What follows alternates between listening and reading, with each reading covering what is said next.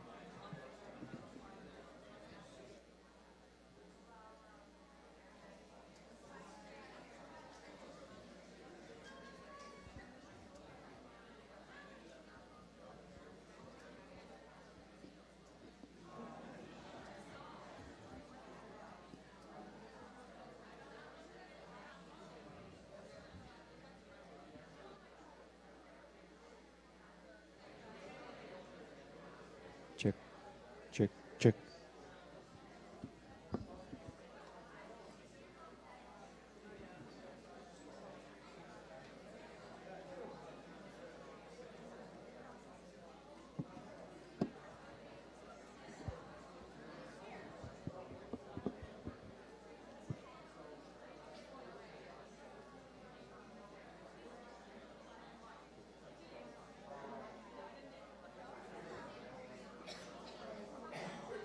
Check.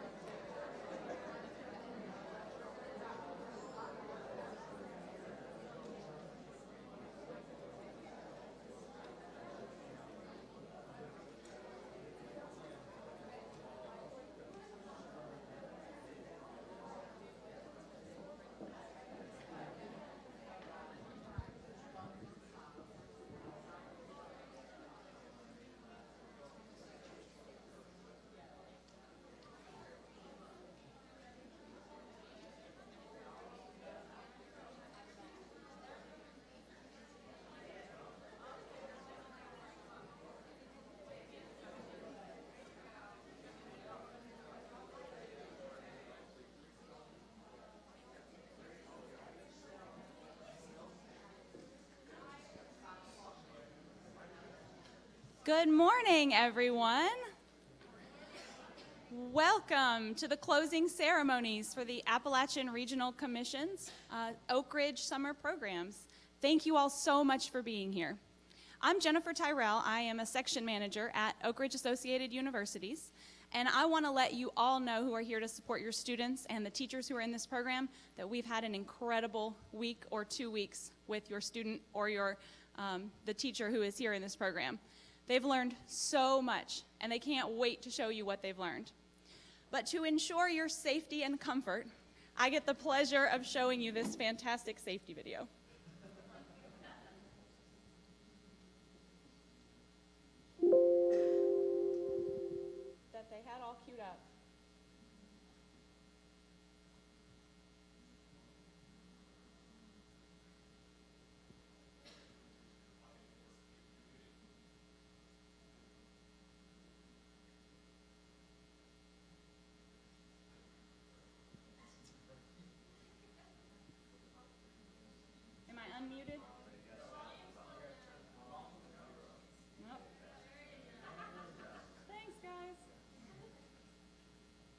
In the unlikely event of an emergency requiring the evacuation of this facility, those of you sitting in the front of the auditorium should exit immediately via the doors on the left and right sides of the stage. Those of you in the back should evacuate via the rear doors. Those on the left side should exit via the glass lobby doors on the right. These are the doors through which you probably entered.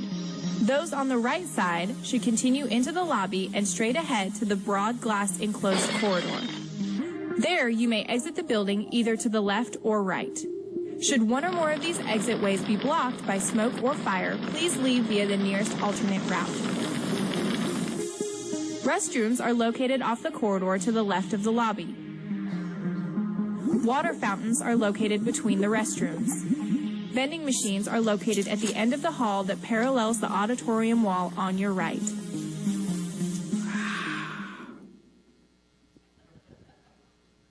All right, thank you very much for your attention in that safety video. I get to bring to the stage now Dr. Dave Duncan, who is a Senior Vice President at ORAU and is the Director of Scientific Assessment and Workforce Development. So join me in welcoming Dave Duncan to the stage.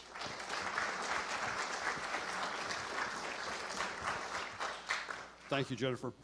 And welcome, everyone. It's good to see everyone here this morning. This is a very exciting time for us each year to have this final ceremony. It's my pleasure to welcome you to the final presentations, a recognition ceremony of the Oak Ridge Science Academy and the ARC ORNL High School Summer Math Science Technology Institute. Really want to recognize all of the people who are here today, our participating students and teachers. Welcome to our families, mentors, officials from the Appalachian Regional Commission, the ARC state offices, and the Oak Ridge National Laboratory. We really appreciate and value our partnership with the ARC. It's been a long-standing partnership. It fills a very important need, we think, in the science community, and we're very pleased to continue to have that relationship with the ARC and ORNL. It's a very rich history. We've been doing this for 30 years. With teachers and high school students, middle school students for about 11 years. So you join a large number of people who've been through similar programs and have gone on to build their careers in science and technology. And look forward to you doing the same as you move forward. It's our goal here to really encourage people in the Appalachian Regional Commission, or Appalachian region, to grow and learn your technical skills. As you know, this is a very competitive workforce, a very competitive space that we find ourselves in the United States. We're competing globally for scientific talent, and we need to go find that talent wherever we can and develop it in order that we can continue to be competitive. Our goal for the teachers is to expand your passion for the work that you do. How many here are teachers? Would you raise your hands? Wow, a lot of you. Okay. In my humble opinion, you are the unsung heroes in this war, and I really appreciate what you do.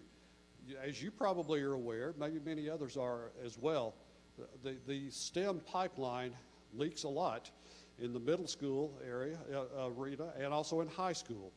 And it's very important for teachers to be knowledgeable, engaged, which this workshop helps them to do. And also to be enthusiastic and encourage students to stay in the STEM pipeline. So thank you for what you do. It really is an amazing service that you provide.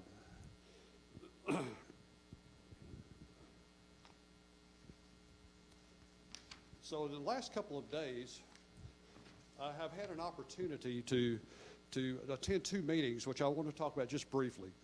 The day before yesterday, a number of us went up to MITRE Corporation in McLean, Virginia, to understand their workforce needs and how we can engage with them better. And some of the things we learned were really fascinating. First of all, did you know that less than 5% of the workforce in the United States make their career in the science and technology and engineering area? Less than 5%. So as you continue to pursue your interest in that area, you become part of a very elite group.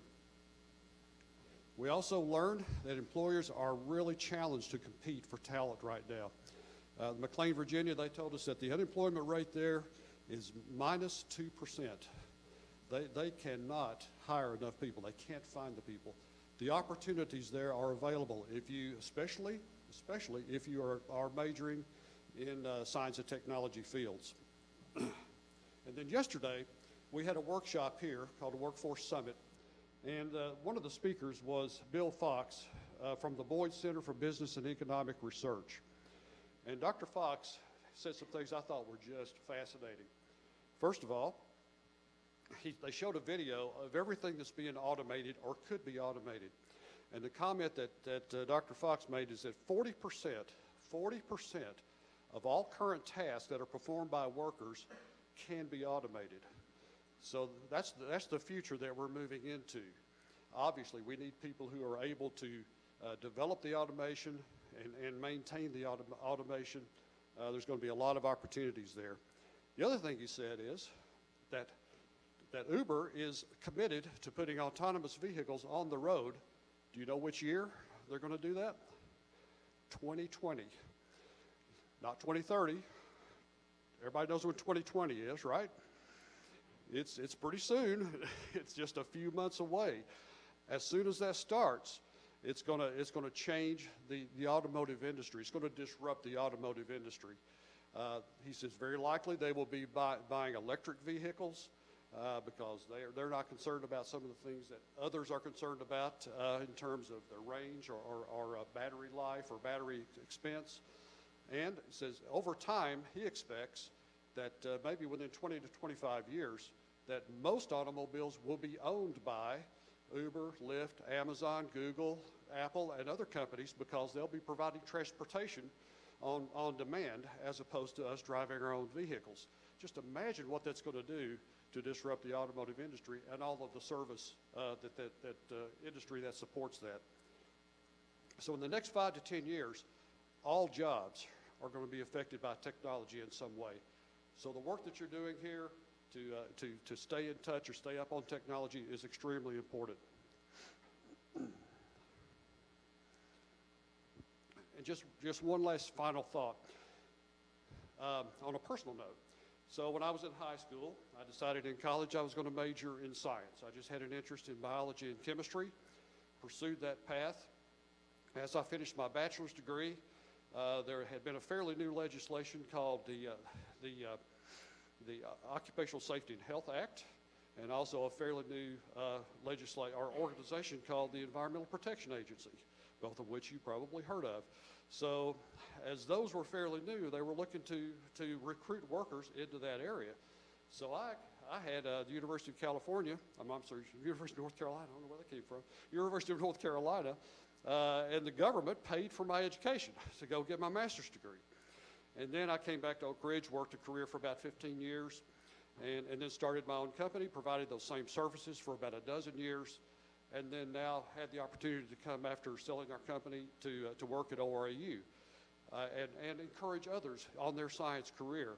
The only point of that story is the science and technology and engineering will take you many places. It'll probably take you places you hadn't intended to go, but it will create a lot of opportunities. So I want to encourage you, if you're thinking about pursuing a career in science, technology, engineering, continue to do so. Don't be discouraged. There's going to be hard times. It's really just a few people that find it easy. Most people will find it challenging. So, but work through the challenges, work with your teachers, and because we need you in this workforce. All right, this time I would like to introduce David Kime. David is the Communication Director at Oak Ridge National Laboratory. And my pages are stuck together.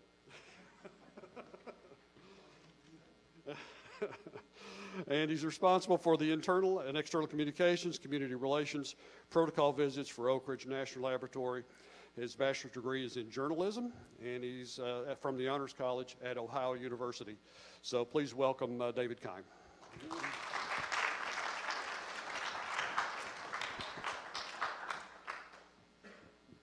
Good morning. Thank you all for being here. We get thanks for hosting this in cooperation with ORAU and ARC, but we really want to thank the students and teachers and parents who take part or let their kids take part this summer. It's really important for us to have a pipeline of talent coming into the sciences and technology and engineering fields, both at Oak Ridge National Lab and laboratories all over the country. Oak Ridge is a really unique place. It's a remarkable place that shows how the United States uniquely came together at a really critical time for the country to bring together government, academia, and industry to solve basically an existential threat. I don't want to give you a full history lesson, but I think it's instructive to consider that not really that long ago, it seems long ago to students. I'm sure the older I get, the less long ago it seems that in the 30s and 40s there was a crisis in the world, and Adolf Hitler was rising in Germany, and separately the scientific community had discovered nuclear fission. They figured out how to, that if you put penetrated uranium with a neutron, it would split and release energy. That wasn't known until 1938. And when the scientific community realized that that's how uranium behaved when you probed it with a neutron, and they weren't doing this to try to discover a bomb, they were doing this to try to understand the periodic table. But when they realized what happened, they also realized the ramifications of it. That's how science works, right? You sort of answer the next question and figure out where it's going to lead. They had this enormous source of energy, and they had this really scary potential that in Nazi Germany, where fission was discovered, maybe they would build a bomb. So the scientific community said, we need to make sure that the right people understand this, and we need to figure out how to make sure this doesn't fall into the wrong hands. And the scientists went to President Roosevelt. They got Albert Einstein to help out, and the Manhattan Project started. And that's where Oak Ridge came from. This city didn't exist prior to that effort. And all of a sudden, within a matter of months, a new secret city came into existence. And they built 4 facilities. They built the Y-12 plant to use electromagnetic separation to make uranium-235. They built the K-25 gaseous diffusion plant to use a different process for uranium-235. They built the S-50 thermal diffusion plant, 3 different processes for trying to capture uranium-235. And they built the X-10 graphite reactor. And the graphite reactor was the world's first continuously operating reactor. They built an experimental reactor at Chicago, the Chicago Pile, a pile of graphite blocks and uranium. They showed you could build a reactor. And then they took it apart. And then they built the X-10 reactor permanently here at this Manhattan Project site. And the purpose was to irradiate uranium and then to chemically separate plutonium from it, because plutonium could also be used for a weapon. They did all 4 processes at one time because they didn't know which one was going to work first. They had to win the race, but the science was so new that they were inventing the science and engineering as they went along. It was a remarkable time of discovery. And it was an urgency that we try to recapture still today in Oak Ridge, because the problems that we're working on today at Oak Ridge National Laboratory, we don't work on weapons, but we work on materials problems. We have the most powerful computers in the world. We use neutrons still to probe the world, to figure out how materials work, to figure out how to cure diseases, how cells behave, how medicines interact with disease, to figure out the best way to fight disease. We still pioneer nuclear technologies. 20% of the energy in the country comes from nuclear power. How do we make it safer and more efficient? It's a place of scientific discovery. And if you don't win in discovery, if you're not first to understanding advanced materials, if you're not first to accelerating computing, If another country gets there first, it gives them a strategic advantage. It gives them an advantage industrially. It gives them an advantage commercially. It may give them an advantage militarily. But the United States is committed to these investments for the purpose of competitiveness, economic competitiveness and industrial competitiveness. And Oak Ridge still does that today. And we rely on the smartest scientists and engineers we can get to make sure that we're winning this international competition.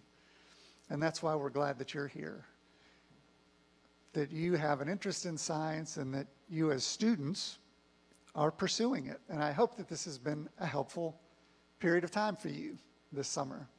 I hope that you have been exposed to new things, that you've met interesting people, and that you have gotten a better idea of what you can do with your interests and how broad the aperture is of the different things that you can pursue.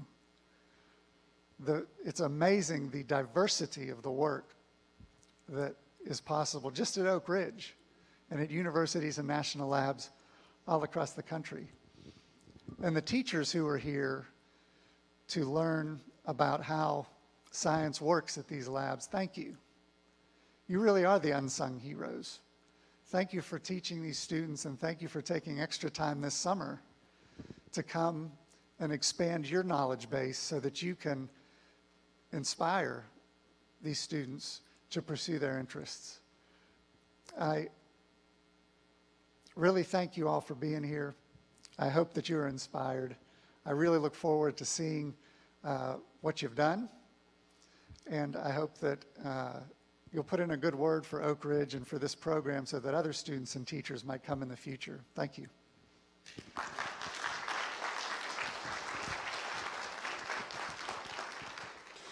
Thank you, David.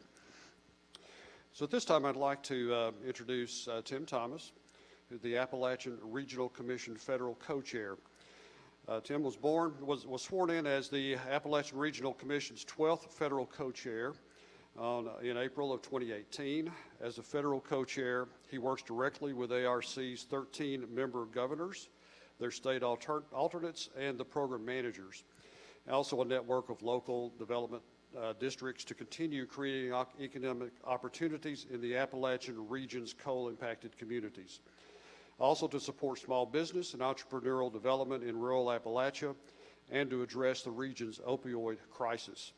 So Tim has more than 20 years experience in public infrastructure, workforce training, and regulatory issues. He was previously the Director of External and Regulatory Affairs for Swift & Staley, a Kentucky-based maintenance operations and environmental services company that included federal and state agencies among its clients, such as the U.S. Departments of Energy and Agriculture. Tim has a Bachelor of Science degree from Murray State University and a law degree from the University of Louisville. So please join me in welcoming Mr. Thomas to the stage. Thank you, David. Thank you for that introduction. It is great to be back. This is actually my second chance to be here and speak to an Oak Ridge Summer STEM Camp graduating class. It was quite eye-opening for me last year. Enjoyed it thoroughly, so it's great to be back. And I had a chance to look at a little bit of the history that's been mentioned. This program goes back over 30 years. And when we think about STEM initiatives, that's become quite a focus in the American educational experience, probably maybe 20 years, 25 years broadly for those institutions that were kind of cutting edge.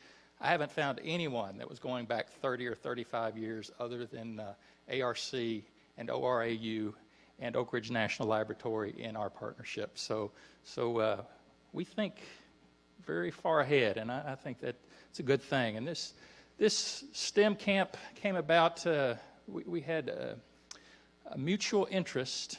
As has been mentioned, the National Lab has a need to see that it always can fill the slots of skilled technicians and scientists and engineers that it needs to complete its mission. And ARC has always had the focus, and part of our mission is to promote economic growth and development in the Appalachian region, as has been mentioned.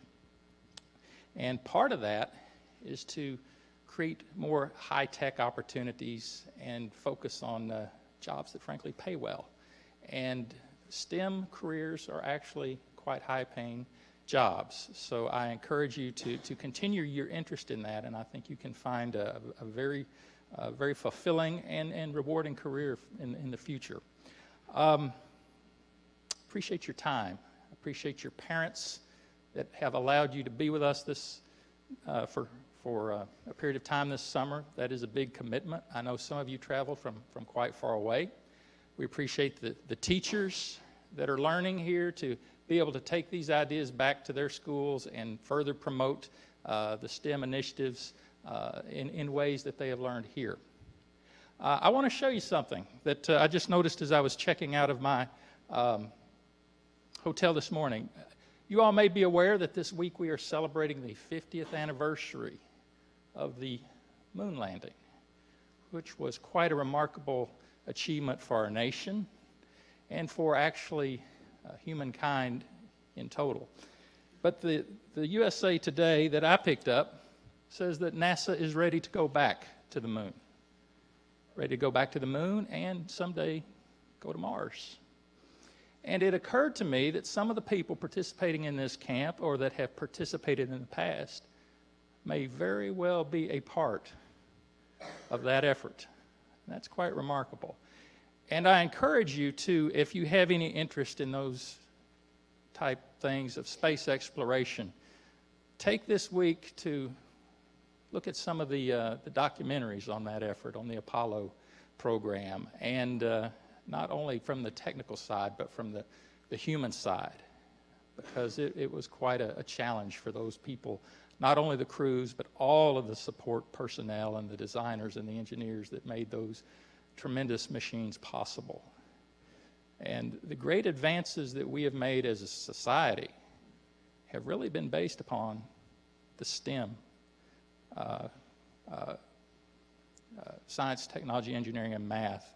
Those subject areas are so important to us to continue our international competitiveness economically and stay at the forefront of the world. So you all have great potential, but we really need you to apply that potential. So that's really part of the focus here. I look forward to seeing the program and the presentations that you have put together. I hope that you also have had the chance to make some new relationships and some new friendships with your fellow students. And I hope you've collected some cell phone numbers to keep in contact. Now, when I was your age and went to summer camp, and it was not a STEM summer camp, but when I went to summer camp and made friends, it was a little bit harder to stay in touch with somebody. You either had to write a postcard or make a long-distance phone call. And I wasn't allowed really to make long-distance phone calls. And then it occurred to me, how many of you know what a long-distance phone call is? Probably not too many.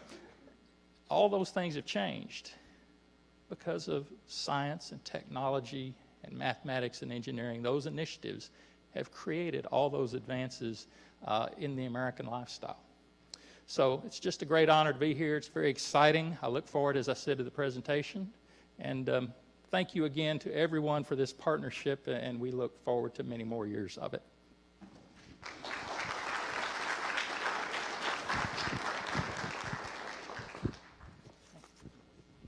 Good morning, everyone. I am Chris Nelson, and I am the project manager for the ARC ORNL High School Summer Math Technology Institute and the ARC ORAU Summer Science Academy.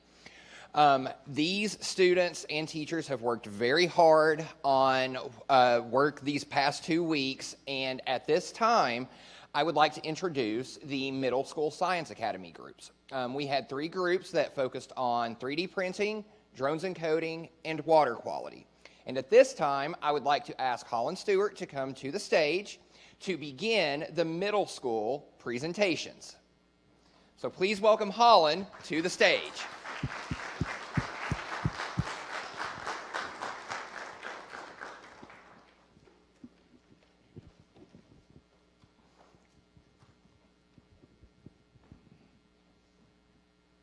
Thank you.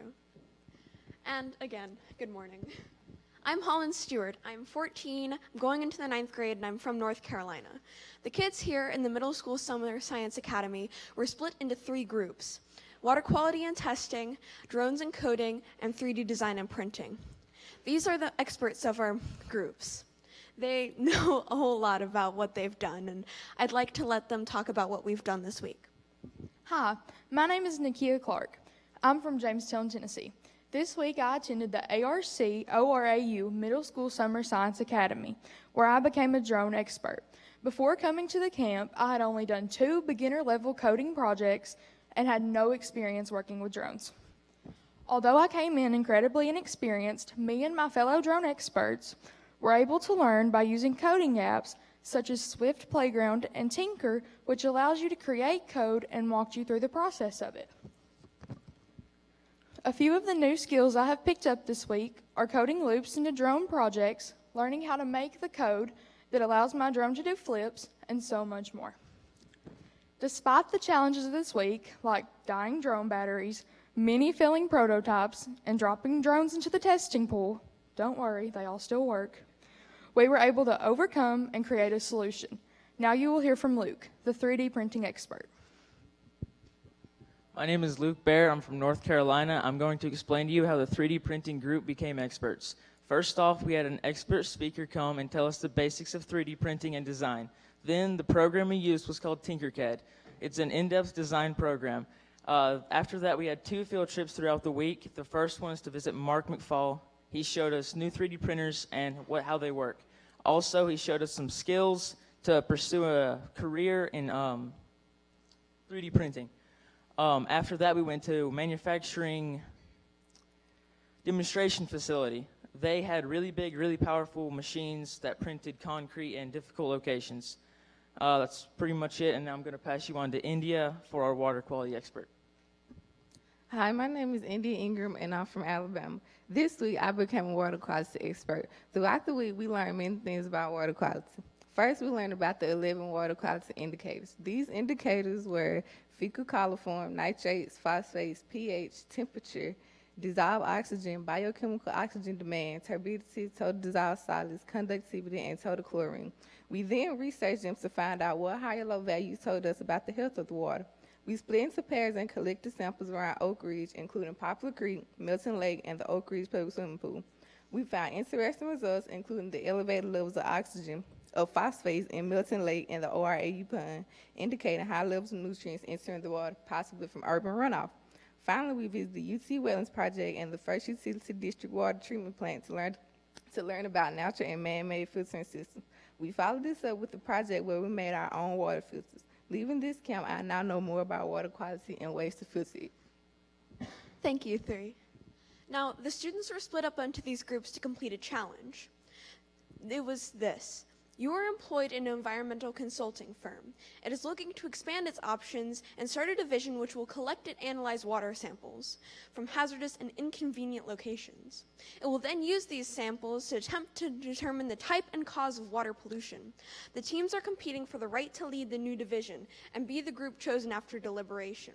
To be considered, your team must use a drone to obtain and test a water sample from a hazardous location. So please consider the following pitches for our Natural Capital Investment Fund.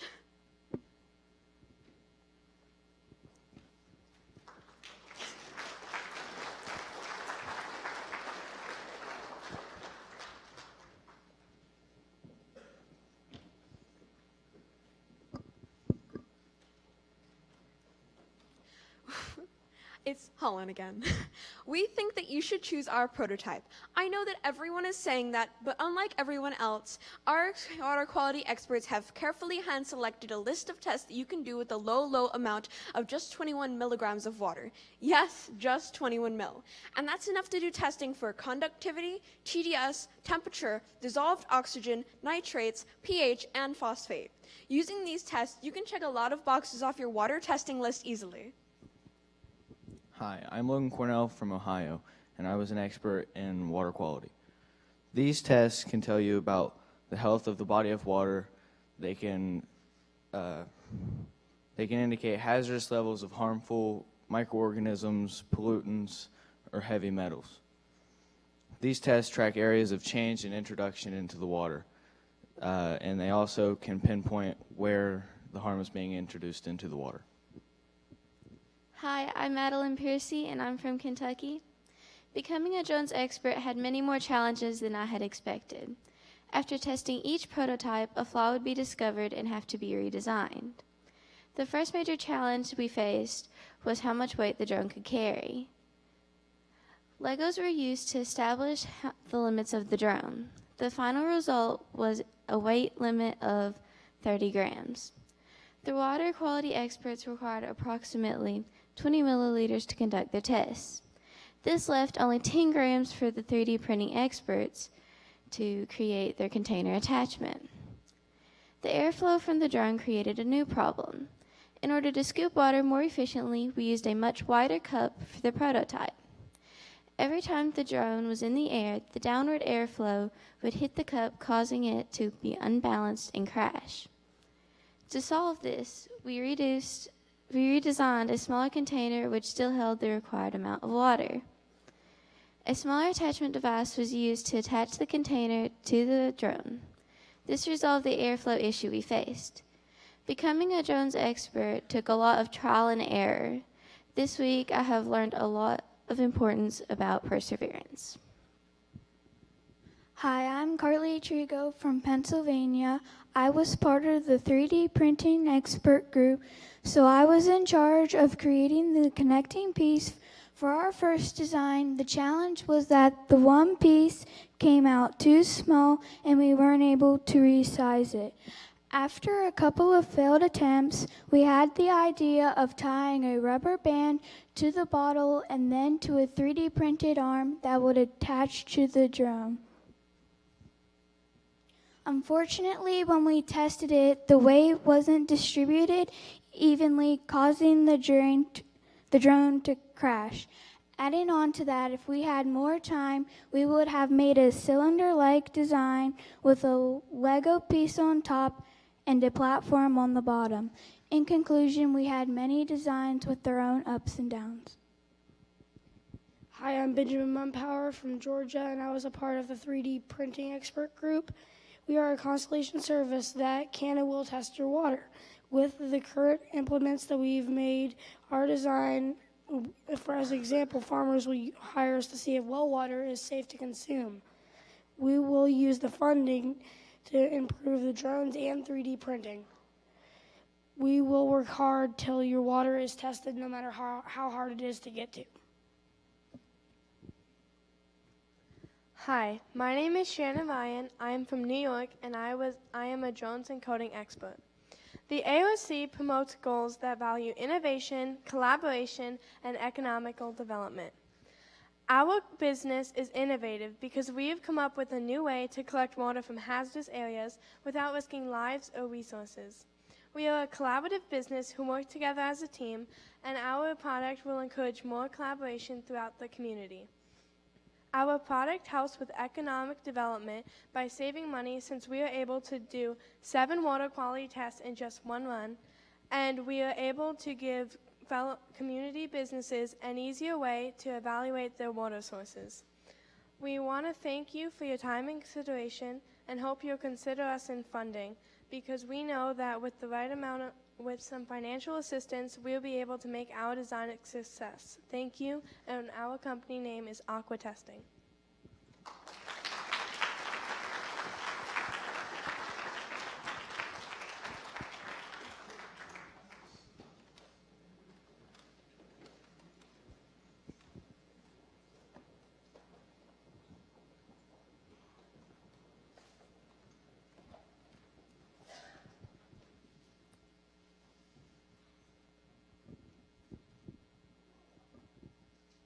Hi, I'm Jack Moss, and I am from Maryland. The project we have worked on is a simple idea, but very effective in the real world. Our task is to collect water from an area unreachable using a drone or UAV. The test will help us figure out what steps need to be taken to improve water quality. Better water means better health for the Appalachian people. If we educate people about this, people have lots of knowledge on the subject and know what to look for in their water. This could also help prevent water pollution. But this isn't just about water. If we teach kids what we have learned here at a young age, they can learn about robotics, water, chemistry, and programming. These are all very important topics for the next generation. Our company would like to visit schools so that we can show students these tests and explain how it helps. We would like to hire people from the community to go out and do these tests. There would be vans with equipment in them so they can easily measure the results on the spot. Please help us make this a reality. Hi, my name is Emma Dodds and I am from Tennessee. We had many ideas for our project, each one more advanced than the last, each one closer and closer to a successful run. After collaborating with our teammates, me and my fellow expert, Luke, got to work on creating a 3D printed hook to connect to a small Lego piece. And using rubber bands, we connected the bottle to 4 hooks. We tested this idea several times, making many small adjustments along the way, such as replacing the rubber bands with fishing line. Making this change gave the drone more clearance above the water and lessened the amount of weight that needed to be lifted. Changing the size of the hook, like so, and using only fishing line as a link would make the weight a lot lighter and provide enough clearance for the drone to collect the water sample without any mishaps from any location. Hi, I'm Dana Zeiders and I'm from Pennsylvania. I'm a drone expert, and when we were flying our drones, we had to command them to collect water samples using a 3D printed object. Our group had to discover how much weight the drone could carry. By using Legos, we discovered that it was approximately 30 to 40 grams on average. We also had to find out how close the drone could go to the water.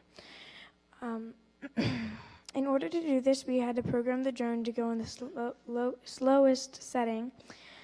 Using this information, we will be able to successfully fly a drone into hazardous areas to collect water samples. Hi, my name is Mila Massingale and I'm from Kentucky. As water quality experts, if we get 20 milliliters of water successfully, we can test for nitrates, phosphates, pH, dissolved oxygen, and conductivity. These are important because they cause changes to the environment if they are too high or too low. We could use an electronic meter and attach it to the drone to get conductivity and temperature test on the site. Overall, based on this information, we are perfectly capable of getting tests done correctly and accurately. Hi, my name is Neil Jones and I'm from Virginia. We intend to use our results to bring together the government, nonprofit organizations, donors, and businesses such as agriculture and bottled water industries to improve water quality by testing for chemicals and bacteria in the water. In this way, we will improve the lives of many people living in the Appalachian region. And this is why you buy from Hydro Quality Designs Incorporated.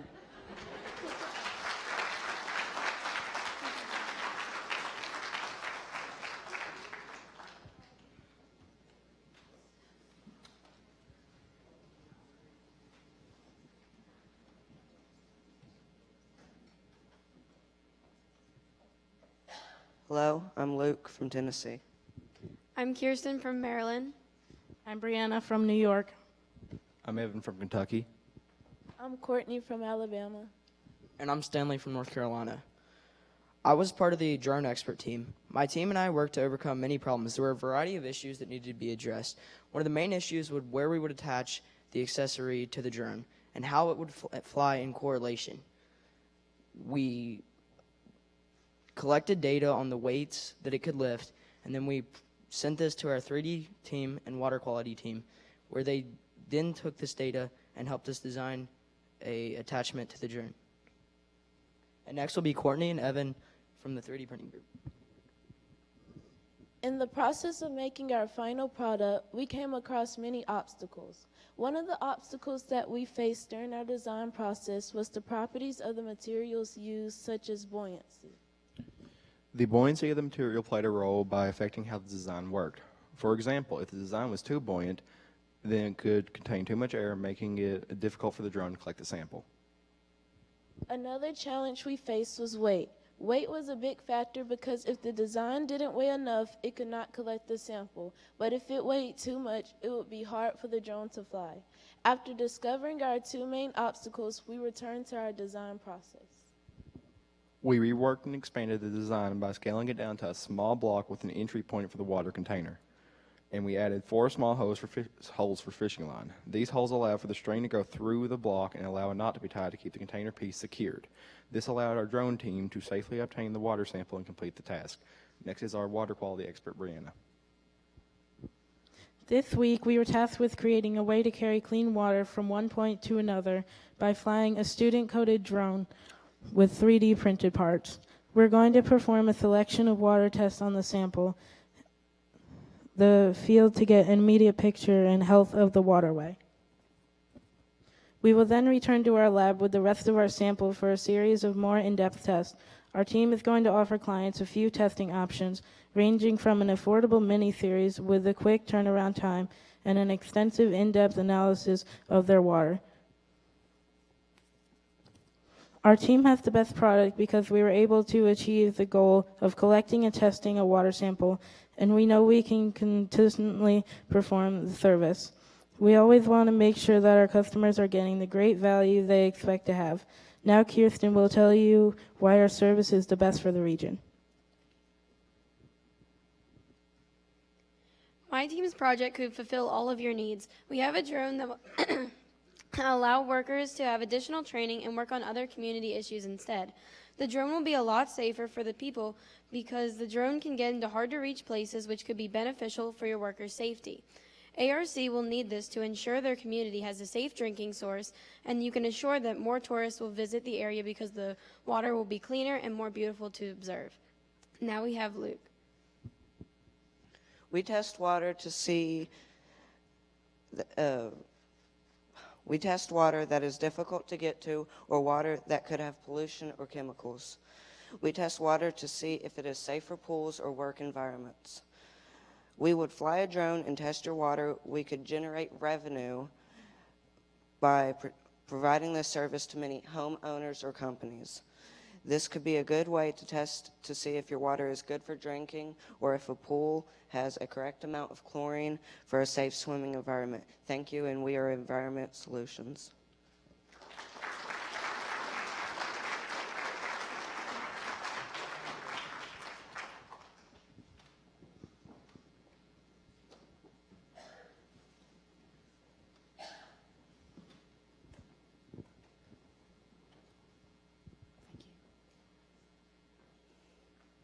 Hello, my name is Ethan Martin, and I'm from Kentucky. Our service provides water quality testing. Water quality testing is a very important part of our project because it can help the people of Appalachia. The first way that our project could help the people of Appalachia is giving them access to cleaner water. Although our project cannot physically clean the water, it can lead to the cleaning of the water. The second way that our project could help the people of Appalachia is health. Lots of people drink and use water. This water, if left untreated, can cause diseases and sickness depending on water conditions. But we are here to fix this problem.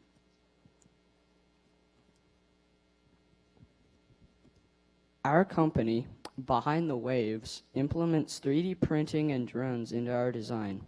This enables us to access hard-to-reach locations and collect samples for testing.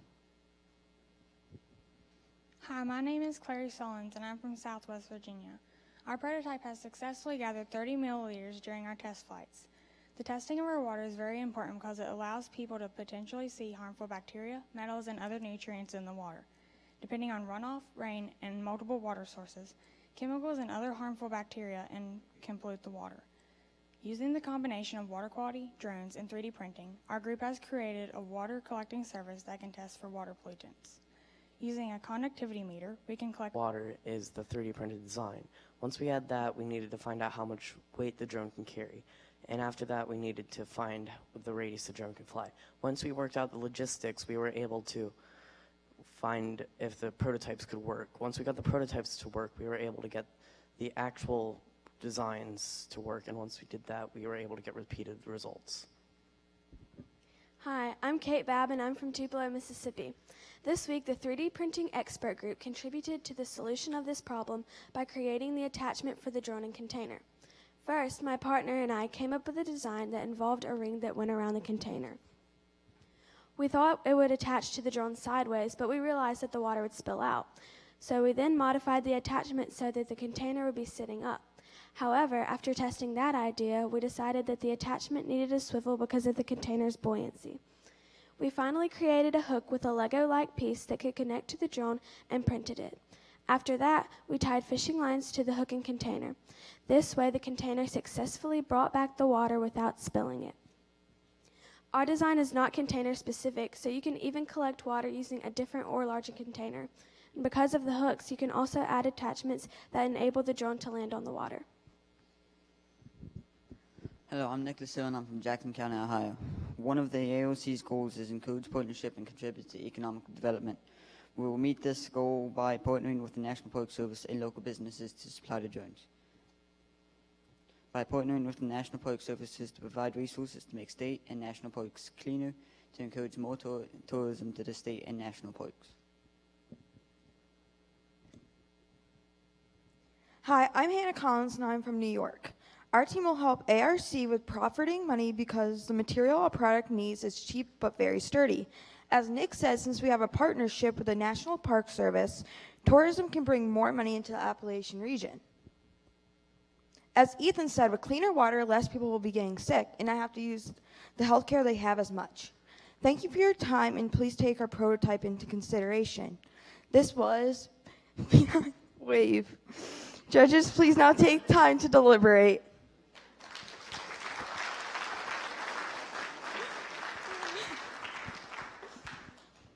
Thank you all for presenting. We at the middle school ARC Science Academy program would like to thank our teachers Lauren Wilmoth, Mark Rubin, Brent Lee, Kimberly Odell, Marcella St. Onge, and Haley Evans. We would also like to send a special thank you to our guest speakers and field trip sponsors, Dr. Natalie Griffiths at ORNL, Dr. Andrea Ludwig at the UT Wetlands Project, the director and staff of the First Utility District Water Treatment Facility, Yas Parikh, our tour guide at ORNL MDF, Mark McFall at 3 Dimension Design, Kemper Talley of FLIR, and Randy Phillips of Access Solutions Incorporated. Finally, thank you from all of us in the ARC ORAU Science Academy to Chris Nelson, Pi Moa, Jennifer Tyrell, Emila Halilovic, Tim Thomas, Dr. Thomas Jacariah, and all of the K-12 staff, sponsors, and supporters. Judges, we appreciate your time We appreciate you taking the time to consider our proposals. Are you ready to make your decision?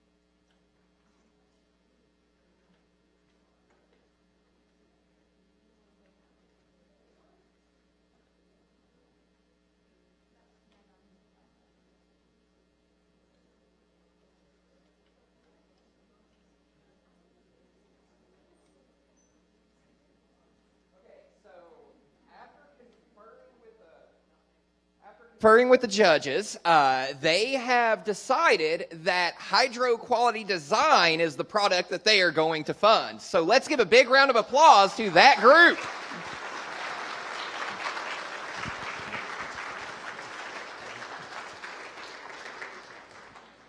The entrepreneurial spirit of these middle school kids was astounding in seeing what they came up with 1 week to do this.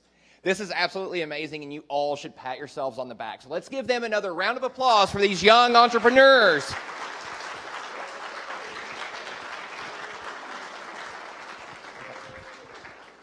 Now, at this time, I would like to invite Emila Halilovic and Tim Thomas to the stage to award the certificates for the Middle School Science Academy and for the early flyers from the high school group, which are all from Pennsylvania, because they will have to leave before we get to the high school portion.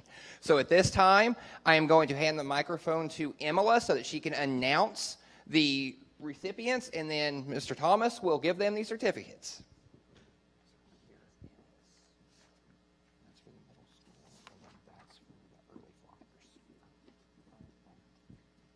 Well, every year I have the pleasure of handing out the certificates, and these certificates, as you're transitioning from the middle school into high school and then further into the workforce, become even more valuable.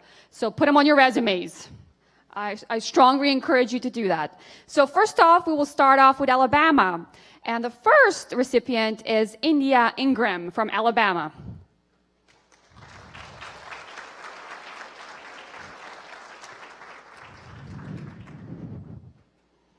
Courtney Jackson, also Alabama.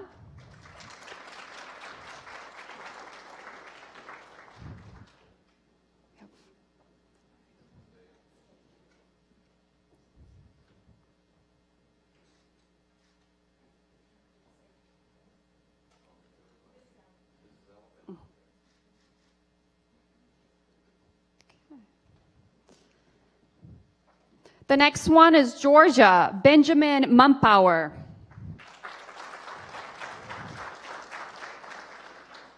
And that concludes the state of Georgia. Yeah. Okay. Now we have Kentucky, Ethan Martin.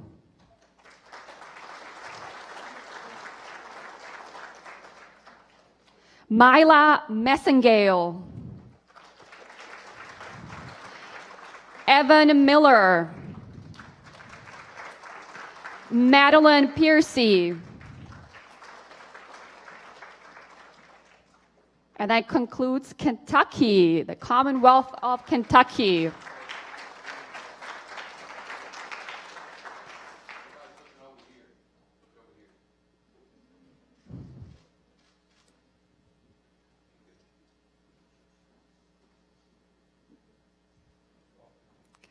Up next, Maryland, Jack Moust.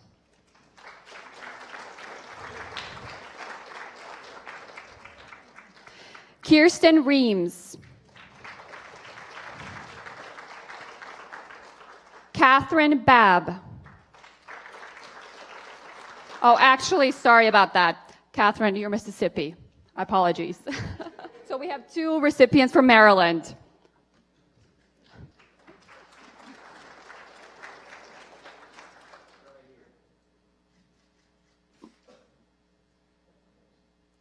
And now, Catherine from Mississippi, Catherine Babb. That concludes Mississippi. Up next, we have Luke Bear from North Carolina. Stanley Burgess from North Carolina. Hollins Stewart, again, North Carolina. And that concludes North Carolina.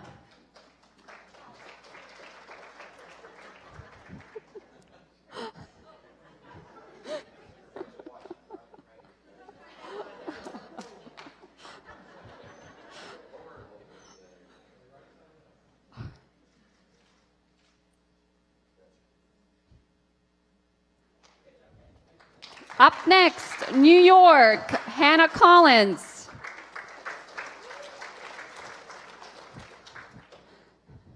Shannon Ryan and Brianna Wilson.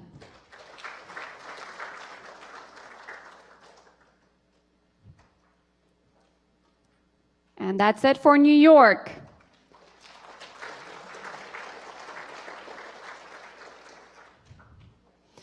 Up next, Ohio, Logan Cornell.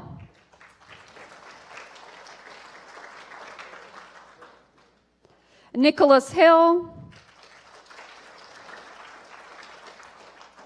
And that's it for Ohio.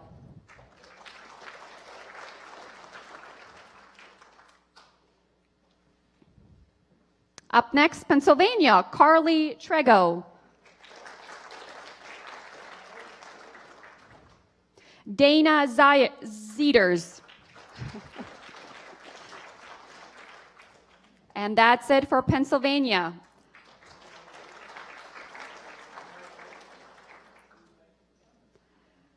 Up next, we have Tennessee, Luke Boswell. Nakia Clark. And Vegas Dodds.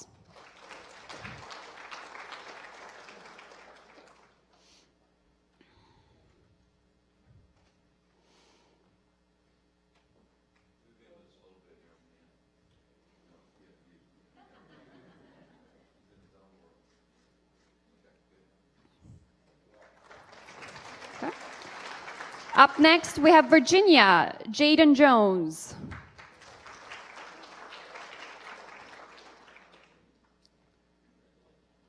Clarice Sullins, also from Virginia. And that's it for Virginia.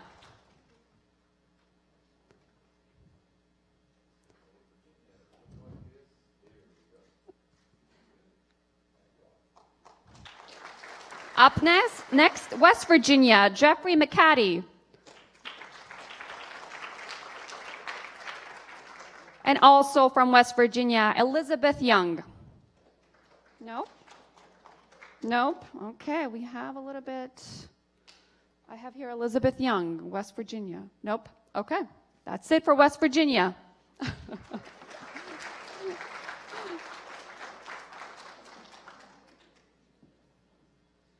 Okay, and now we also have the Pennsylvania group, the high school group. They're leaving early, so I'll make it quick. We have Kyla Bruning from Pennsylvania.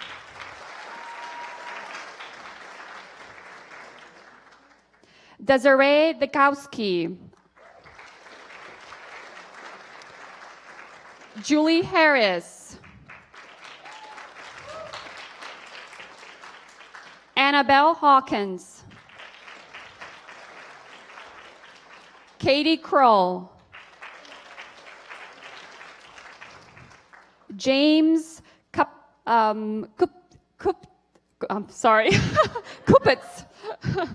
There you go. Carrie Paris.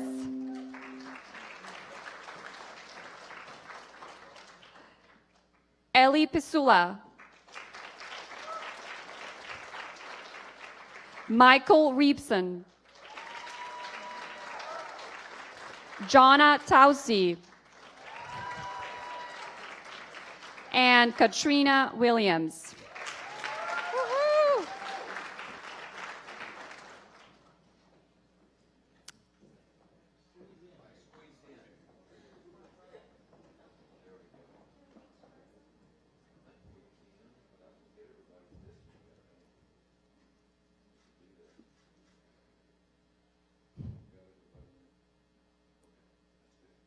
Okay.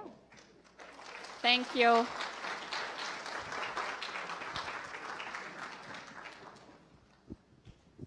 So at this time, since the middle school has concluded, I would like to announce a 15-minute break as we transition to the high school poster session that will take place out in the lobby. That poster session is scheduled to begin at 9:45. So please enjoy walking around and asking the high school researchers about the things they worked on the past 2 weeks. So now is the transition and the break. We will see you out there.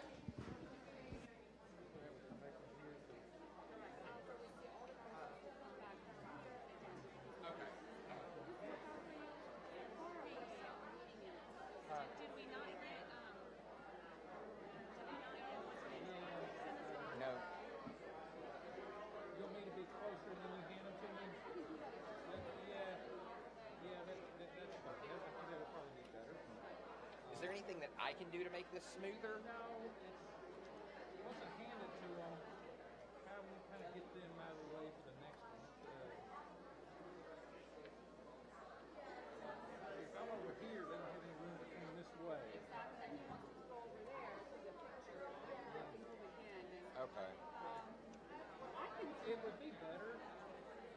they come down this side. Okay, you want me to have the high school come down this Come side? down this side. Okay. And then kind of move out of the way for the next one. Okay. Like just transition up that way. Yeah. Okay. Just I will. a step at a time as each one comes along. Okay. Yeah. Okay. So instead of lining up alphabetically this way, like A, B, C, just A is going to transition all the way down, and then B.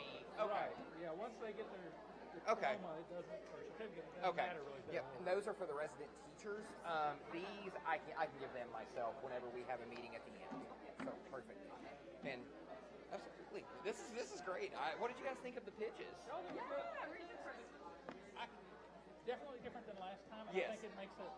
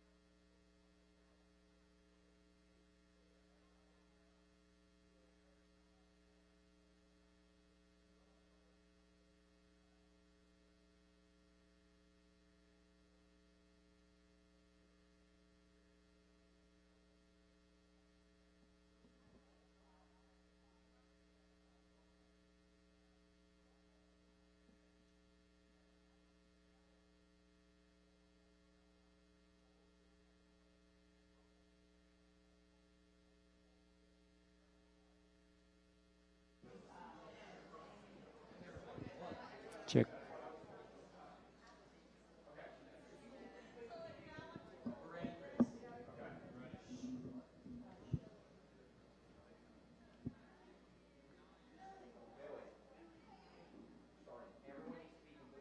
If you are not up here doing the live streaming, you should be out there looking at the posters and looking at what everyone else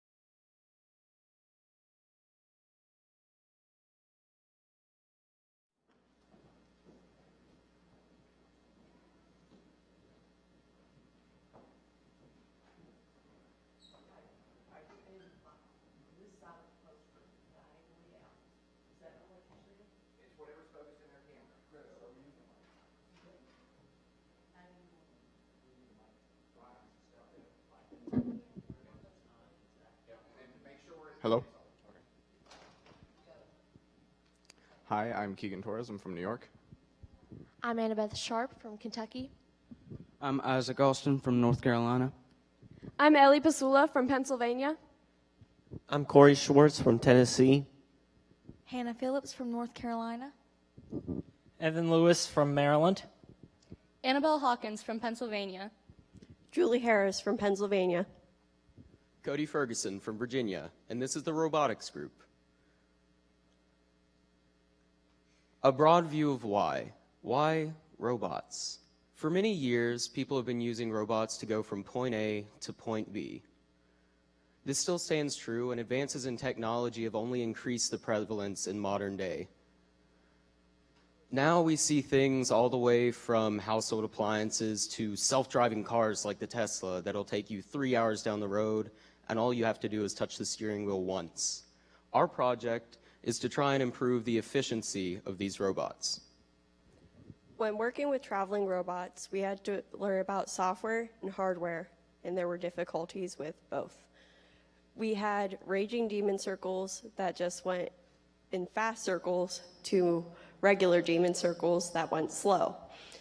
When working with software, we also had to work with lights. We had a traffic light incident. There were main casualties. We call that the traffic light massacre. We had seizure bots and some that just panicked in the mazes.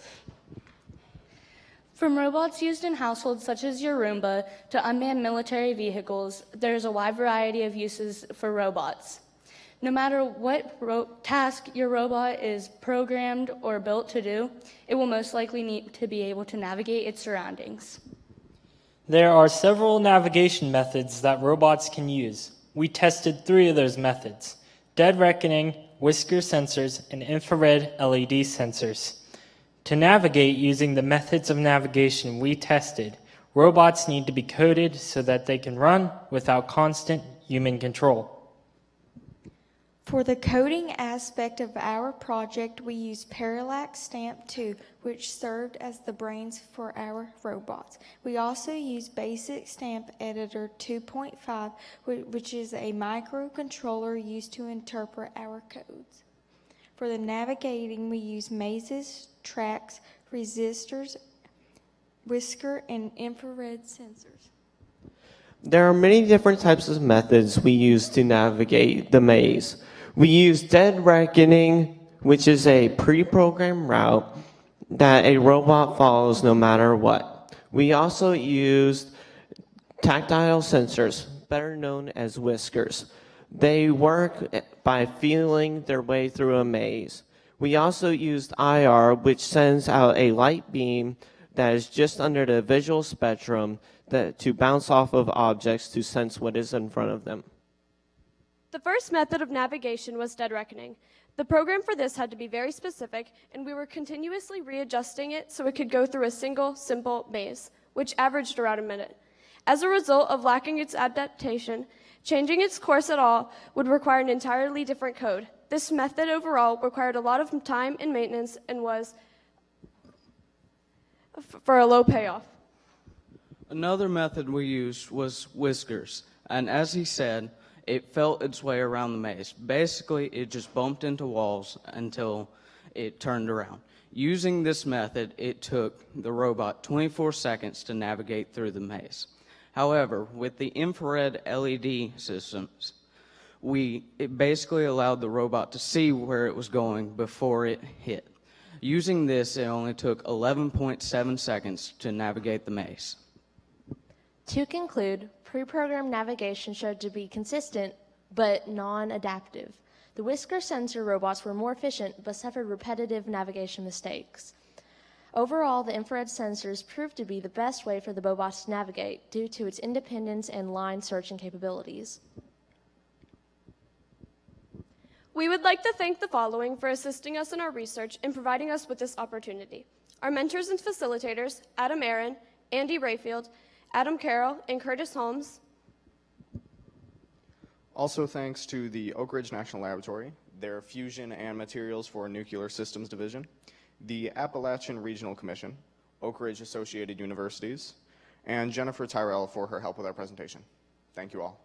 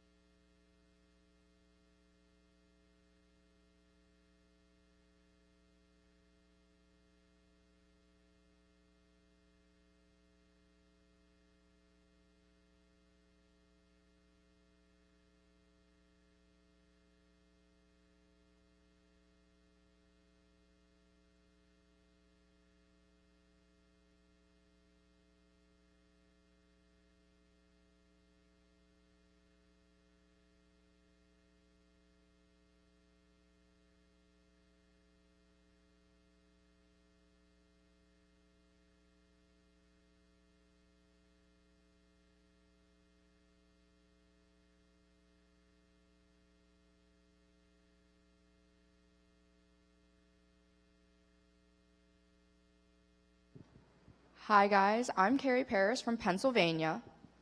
I'm Camden Woody from North Carolina. I'm Lindsay Bush from New York. And I'm Holden Bullock from North Carolina. For the past 2 weeks, we've had the privilege of working in the quantum heterostructures group at Oak Ridge National Lab. In our time there, we have successfully developed, wired, and coded microcontrollers for unique purposes relevant to modern-day problems. We used many different materials, some simple like wires, batteries, and resistors, and some more complicated like an Arduino circuit board, which is a small mini computer that is easy to code. We also used a breadboard, which makes making a circuit very easy and simple. As far as our methods of how we built it, the first thing we did is we gathered all the materials we needed to make what we wanted to make, which was a sonar and a fan. So after we got the materials, we wired the Arduino, which is this. And then we put all the wires in the circuit board, which is this. After that, we did the coding and uploaded it to the Arduino, which is the mini computer. And after we uploaded it, we verified it to make sure all the coding was correct. And we had to add in little things like commas, quotation marks, parentheses, to really finalize the circuit board. After that, we just repeated all the steps to make it as perfect as we could and efficient. After we repeated all those steps multiple times, we came up with two prototypes. The first of which has the ability to sense whenever an object comes within 30 centimeters of a sensor. And it does this, and it also has the ability to notify the user that the object has come within 30 centimeters by lighting up that white LED light. The second prototype that we were able to make was a fan that can be powered by a switch. Yeah. Yeah. Well said. Yeah.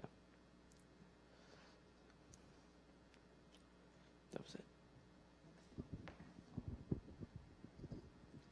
There are many real-life applications to this, but I feel the most important one is this ultrasonic sensor has the ability to detect a tsunami and give a specific time of impact, location of impact, and can even give insight to the severity of the tsunami. It does this by using sonar technology to sense how far away the buoy is from the floor of the ocean. If it becomes too close or too far away, it will alert a warning system. This can help save lives, and it's also a great increase of the power of technology. We would like to thank the following for making this opportunity possible: Dr. Zach Ward, Dustin Johnson, Matt Brolick, Liz Scorapata, Yogesh Sharma, and Alessandro Mazza. We would also like to thank Oak Ridge National Laboratory, Oak Ridge Associated Universities, the Appalachian Regional Commission, and everybody else who made this opportunity for us possible. We would just like to let you all know that nothing you guys did for us went unappreciated. Thank you.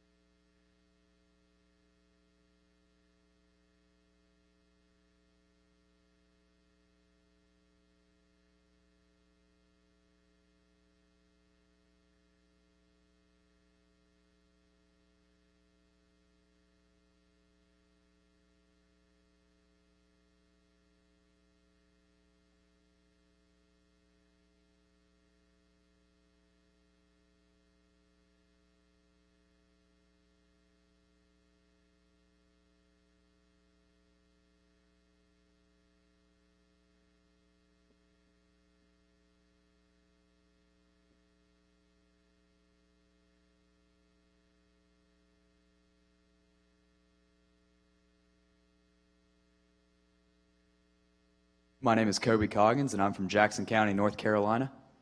I'm Desiree Dukowski from Carbon County, Pennsylvania. I'm Michaela Short from Russell County, Virginia. I'm Daniel Maxwell from Jackson County, Tennessee. Emma Kephart from Steuben County, New York. Edward Humphrey from Adams County, Ohio. We as a group all come from rural areas where the prevailing ideal in our communities is the non-belief in climate change. Since many people in the areas do not believe climate change here,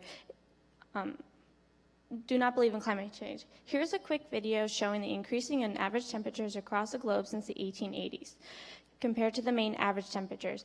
As you see in the beginning, it barely has any warm temperatures. There's cooling between the seasons, but now you would see when it gets closer to the ending, there is barely any cooling. At the very end, you will see there's no cooling period at all.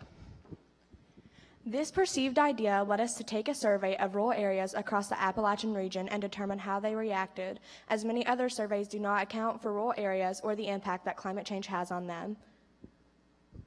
With this survey, we had 475 responses. 93.9% of the people surveyed said that climate change is real. And also with that, 84.2% said that there was a way in everyday life that they could change to reduce the limit of effect on climate change. These results surprised us a lot. Even though we perceive our communities not believing in climate change, they aren't also doing anything to stop its effects. After looking at all the data, we came to the conclusion that many people in our areas knew climate change was happening, but they did not know what they could do to mitigate the effects of climate change. This conclusion led us to come up with 3 ideals that our communities could implement to help limit the amount of climate change in the areas. One of the first things the communities can do is to implement an alternate power source such as solar panels. For less than $500, communities can install an array of solar panels worth 100 watts. We propose the idea of adding an additional 100 watts every year or every other year. This is a clean source of power that everyone in the community can use. Solar panels may be a large thing communities can use to limit their effect on climate change, but a cheap and easy way to limit their effect is reusable tableware. Stainless steel utensils can be bought for less than 14 cents each. This easy and cheap solution can cut back on communities' waste. If you are opposed to buying things as suggested in the previous 2 strategies, composting requires no input cost and is easily done. Many of us lived in agricultural areas where fertilizer was heavily used. By using waste materials such as leftover food, it could be fertilized and then turned into fertilizer, and the chemical output in the area can reduce climate change. Earth has a specific budget of energy coming in and out. Climate change affects this budget by trapping heat inside of the atmosphere, thus warming up the Earth and breaking the normal balance, affecting everyone in urban and rural areas alike.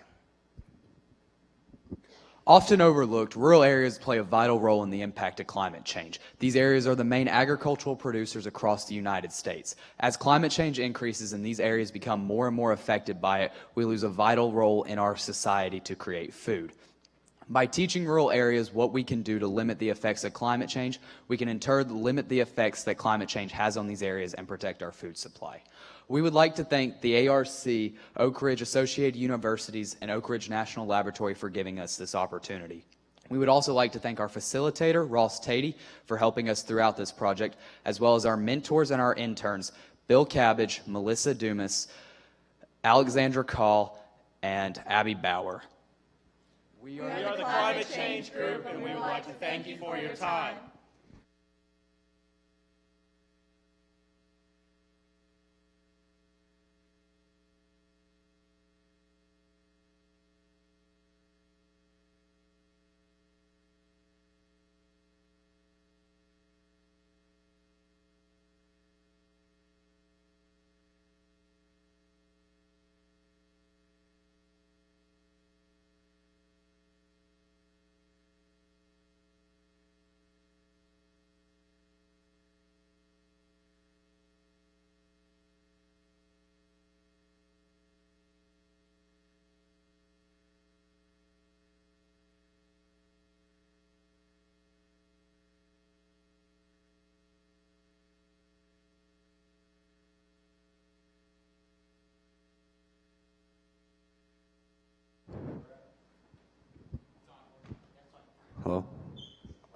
My name is Michael Kreis. I'm from Tennessee.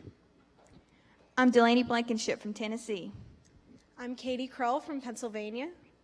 I'm Katrina Williams from Pennsylvania. I'm Wade Wolfer from New York. I'm Noah Burnett from North Carolina. I'm Alex Klein Peter from Kentucky.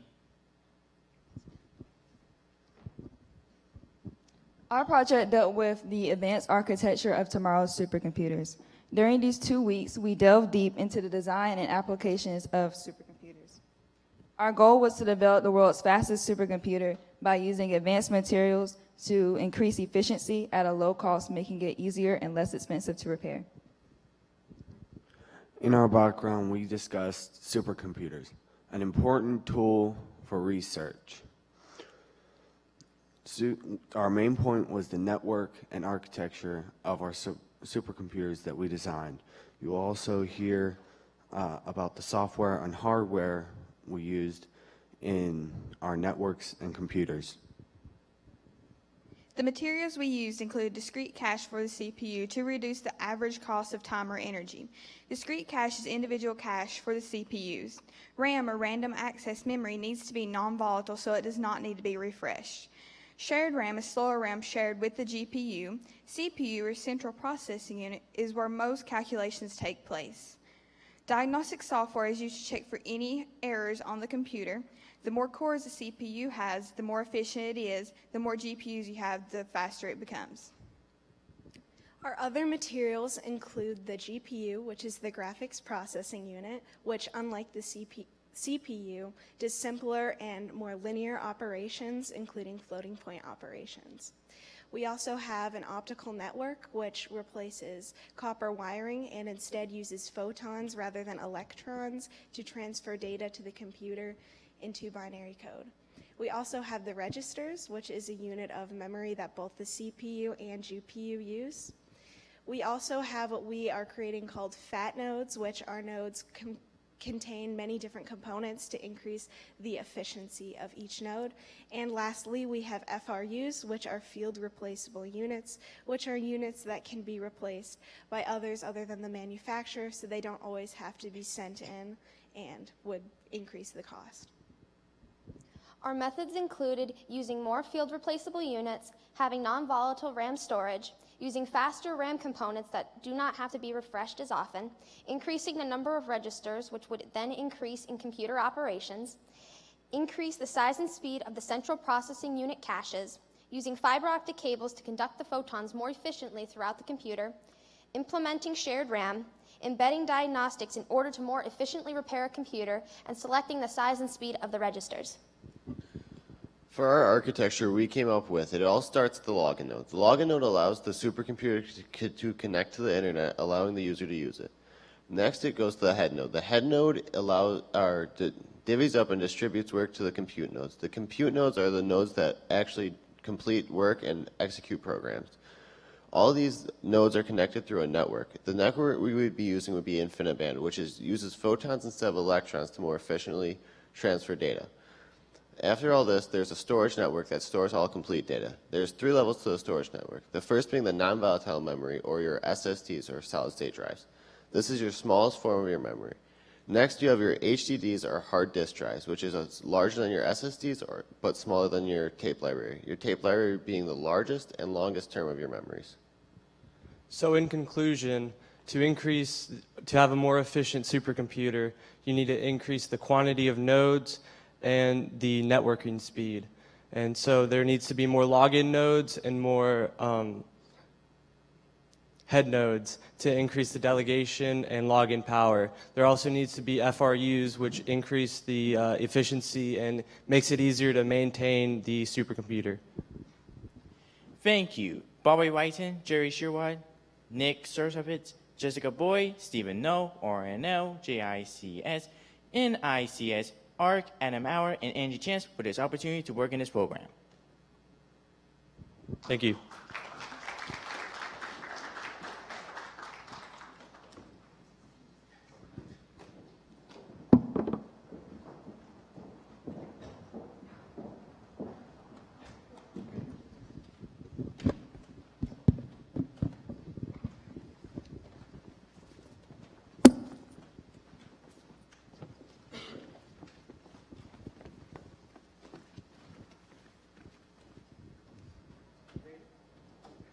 Good morning. We are the Reaction and Nuclear Systems Group, and the members of our group include Kayla Bronning, Rebecca Rojas, and I'm Dave Burkhart. And what we were challenged with is to go through and look at historical and batch statistics in dealing with the Monte Carlo reaction system. And within that, that was some ideas that were very unknown to us at the time. So we were challenged to go through and look at those to see which is more accurate. Are the historical statistics or are the batch statistics more accurate? And then a second question that we were dealing with was how we could take that to adapt that to comply that to a supercomputer. For these calculations, we are using a simplified steady-state Boltzmann transport equation for neutrons, where nabla J is the leakage, sigma phi is the total interactions, and QR is the source strength. We are assuming in these calculations that there is no neutron scattering, meaning our substance is a pure absorber, there is no energy dependence, and that there is a constant absorption cross-section. Along with the Boltzmann transport equation, we are using the Monte Carlo method. The Monte Carlo method is a stochastic process that generates random numbers to formulate a range of solutions. Okay, so the way we went about answering these questions was we were given a code that we had to augment, we had to change a little bit. We went through the existing code to create different plot charts and graphs. We changed, and to save images, excuse me, and how to change the variables. Those were the things that we changed in the code. And then we ran simulations using different variables, things such as cell size, the neutron cross-section, the source strength, and the number of particles and the number of batches. So we ran a bunch of those, and once we did that, we compared the results. We looked at the relative error, we looked at the flux, and we looked at the different source strengths. The results shown here on our poster is only one representative example of the data that we collected during our experiment. In this particular example, we have a cross-section of 0.5 barn, source strength of 25 with an origin point of 1.25, 1.25, and we looked at 50,000 particles in this reaction. And what we are looking at is the relative error, which is here on this side of the graph. And at the top, we are looking at history versus batch. And we found that with our history, we have a range of error from 0.03 to 0.08, whereas with our batch statistics, we have a range of 0.02 and 0.12, which is a much higher error. So we were able to deduce that our history statistics based on the error is the better calculation in this case.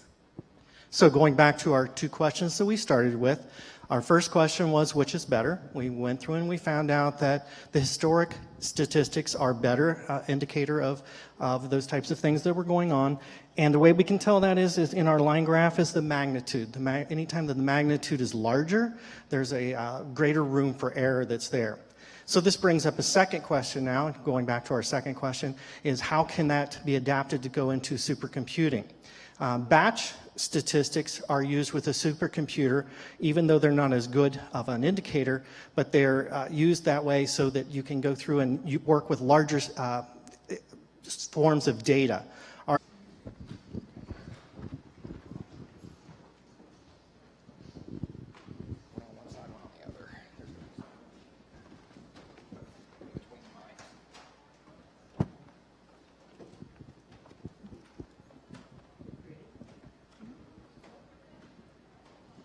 Hi, I'm Jonna Towsey from Pennsylvania. I'm Nikki Hudspeth from Mississippi. And David Wee Hunt from Tennessee. We called our project Protein Origami 101 because the groups we were working with were studying proteins for use in medicine and other possible uses in research. Front end, I want to thank the Appalachian Regional Commission, the Oak Ridge National Laboratory, Center for Molecular Biophysics, our mentors, facilitators, researchers, and the ORAU University. As I said, the focus we had was on using computers to make models of proteins. Again, the reason you make models is to have something to work with while you're trying to figure out what you're working on. And as I said, these people were also helping other researchers try to find vaccines for cancer, for example. So what is a protein? Real quick. It's basically long chains of amino acids called polypeptides. And the proteins are a major required for structure, function, and regulation within cells and tissues. Now, the polypeptides are made up of amino acids. An amino acid has 3 parts: an amino group, a carboxyl group, and an R group. And the R group is the actual location where the identified amino acid is. This becomes important because what they're mainly looking for was how the structure folded, because the folding actually determines how the protein works. There are 4 basic structures. There's a primary, which is simply a long chain of polypeptides. There is a secondary, which is where the chain of polypeptides does local folding, which will form alpha helix and beta sheets. Then you get into the third structure, which is tertiary, where the alpha groups start interacting with each other. And finally, there's quaternary, which has got multiple chains of polypeptides that will interact with themselves and each other.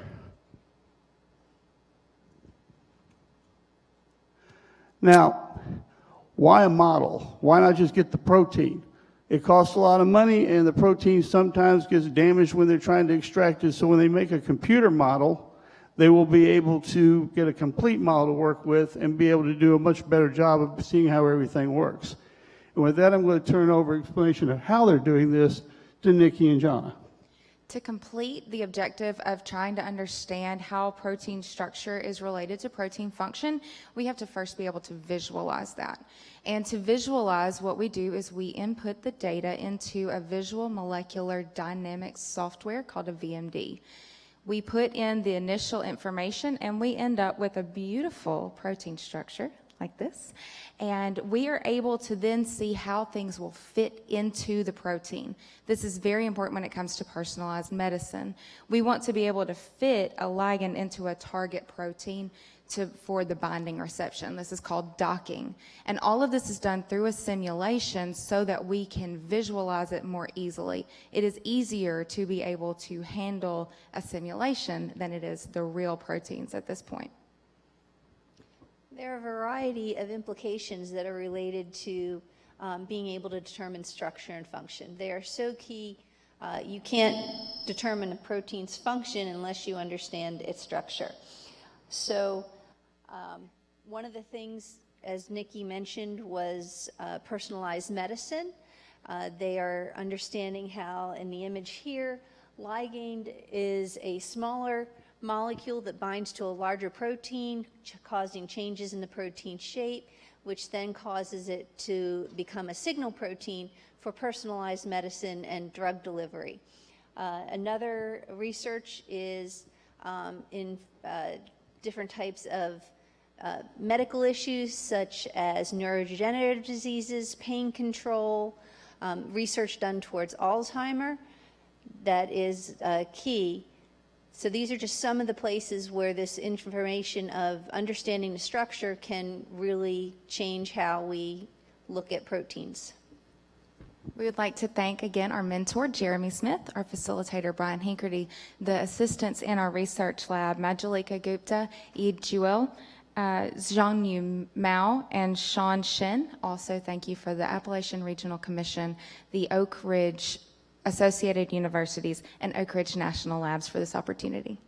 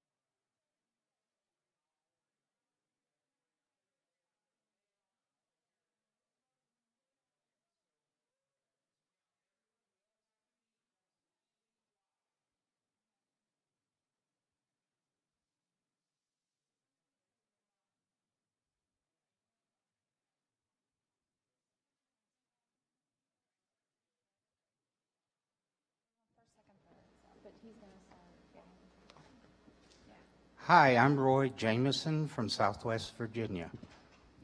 I'm Meredith Spano from South Carolina. I'm Carrie Wilson from Jamestown, Tennessee, and I'm going to introduce our research project. Our research project is about cytogenetic biodissymmetry, and we were able to work with the cytogenetic biodissymmetry lab at ORAU with Dr. Biology, Terry Ryan, Maria Escalone, and Tammy Smith, and they were such a wonderful group to work with. Just as a quick introduction, every person sitting in this room has chromosomes floating around in their cells within their bodies, and that's basically what we looked at for our research. When a person is hit with a radiation, a certain amount of radiation, some things happen to those chromosomes. The chromosomes, and I don't know if you guys can see the little 3D printed model we have here. Ignore the color. This is a translocation, which is not normal. But they're all X-shaped like this, with the centromere in the middle and the telomeres at the 4 points of the X. And sometimes when the radiation strikes, the telomeres float away and they don't rejoin with their appropriate chromosome. And so I wish, let's see, I've got another one. So sometimes these chromosomes, yeah, that'd be great. They find each other and they connect, and now there's two centromeres to this one little chromosome, and this is called a dicentric, which is a slight problem if you want to continue living. So we looked at, in our project slides, looking for different aberrations, abnormalities of the chromosomes. Meredith is going to talk a little bit more about that, and hopefully you can save some lives. Okay, if there's a mass radiation exposure, if there's a little accident or, heaven forbid, a bomb or something like that, you want to analyze people so that you can triage people with low doses of radiation, treat them appropriately later, and then put the people who have really acute doses of radiation in the hospital. So you want to develop a high throughput method of scanning these samples, okay? Well, our high throughput methodology is really not where it needs to be. So that was our objective, was to identify kind of the problem areas in the automated chromosome scanning and identify places where it could be improved. So what we did first was we took blood that had been irradiated at 3 different radiation levels, 1, 2, and 3 gray, and then 0 gray as a control. The leukocytes were already isolated for us. We looked at leukocytes because leukocytes have chromosomes. Red blood cells do not. So those leukocyte samples were then dropped very carefully onto microscope slides. They were fixed in place, and then they were subjected to fluorescence in situ hybridization. What this does is it incorporates 3 different colors of fluorescent dye onto the chromosomes so that the telomeres and centromeres, as Carrie said before, can be very, very easily recognized. The overall genetic information bound nonspecifically a DAPI dye, which is blue, under the microscope. Okay, the centromeres bound this Alexaflor 488 dye that glowed pink under the microscope, and the telomeres glowed bright green because of the Cy3 dye that it bound. And then what we did was we subjected these slides to automated selection, and then we manually went through and looked at the number of dicentric chromosomes, the number of chromosomes that, as Carrie described, have 2 centromeres, and we plotted the number of dicentric chromosomes per cell as a function of radiation dose. Okay, we did this for automated, and we did this also for our manual selection process so that we could compare the two. Okay. What we found is that the automated system was not able to identify all of the centromeres, and sometimes the automated system was not centered properly. The software needs to be modified slightly so that it catches all of the chromosomes. Also, the automated system missed, not only missed some of the centromeres, but counted certain things that were not centromeres. So we recommend that some work be done to improve the automated system compared to the manual, where we were able to see more of the centromeres and better identify times where the automated system misidentified centromeres. Thank you.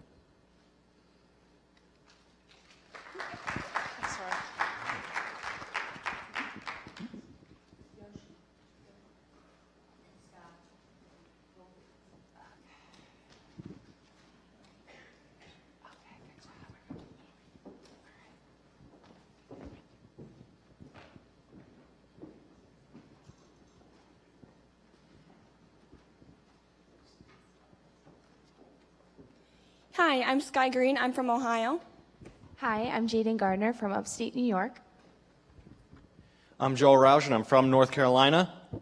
I'm Elijah Hernandez Jordan, and I'm from Greenville, South Carolina, and our team was tasked with building circuits. So with building circuits, there's usually two ways which you can go about it. In the industrial setting, you have to find a substrate which can withstand heats up to 1,000 degrees Celsius.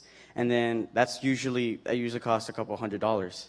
And it's much more, it's much more time consuming, and usually you can't find as many substrates as that. But with 3D printing, that's where it all changes. With 3D printing, you can actually find substrates that you only need to find substrates that can be heated up to 200 degrees Celsius. And that way there's a more variety of substrates which you can use. And so basically what we did, we used two printers. We used the Optimic printer, which is a much more bigger printer and has a much more higher resolution, but the printing speed is very slow. So we use this for our prototypes, and for our final circuit, we use the Volterra. The Volterra, although might be faster, it doesn't have as good as a resolution. And basically, we used this so that because the circuit was smaller, we didn't need that much of a higher resolution. And we found out that in order to be able to do all of this, you needed to have a background in Ohm's law, graphic design, math, and be able to understand the different equations that go along with Ohm's law. The first thing that we did was we designed and printed 4 different size resistors using the Optimac printer, for which we analyzed the different resisted data featured in Figure 4. Next, we pre-programmed a prototype circuit on the PCB using the Volterra printer. Next, using the same exact circuit, we 3D printed using the silver nano ink on the polyamide substrate using the Volterra printer.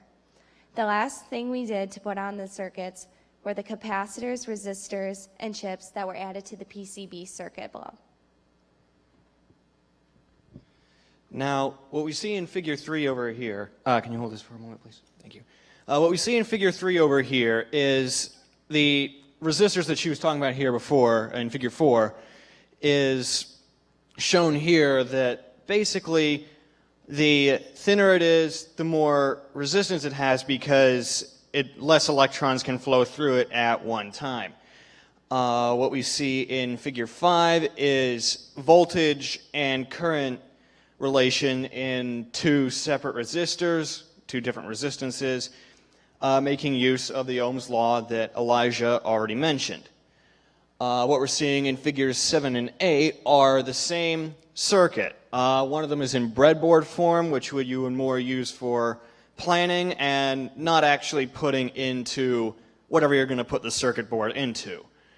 We've got the PCB, which is printed circuit board.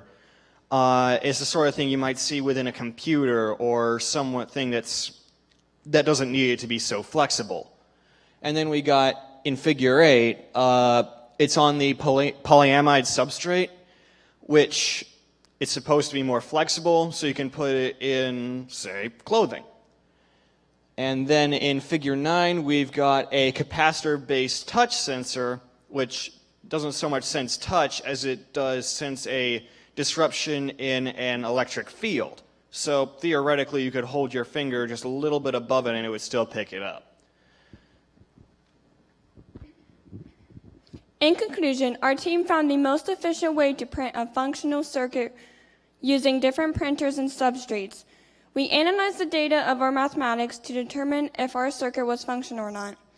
Throughout our project, various types of math, graphs, formulas for conductors and resistors were used to complete our functioning circuit, which is the flexible polyamide circuit. We want to say a special thank you to our mentor, Poran Joshi, and his assistants, Young Chao Yu and Marcos Keebley, for helping us and teaching us about printing and electronics. Also, thank you to the Appalachian Regional Commission, Oak Ridge National Laboratory, and Oak Ridge Associated Universities for the amazing opportunity to be here the past 2 weeks and learn new things. Thank you for your time.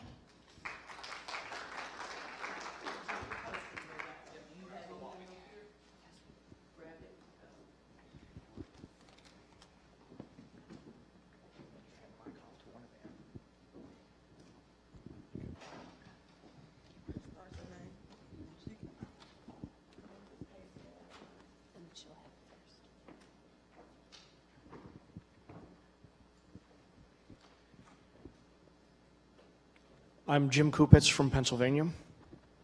I'm Lisa Castle from Western New York.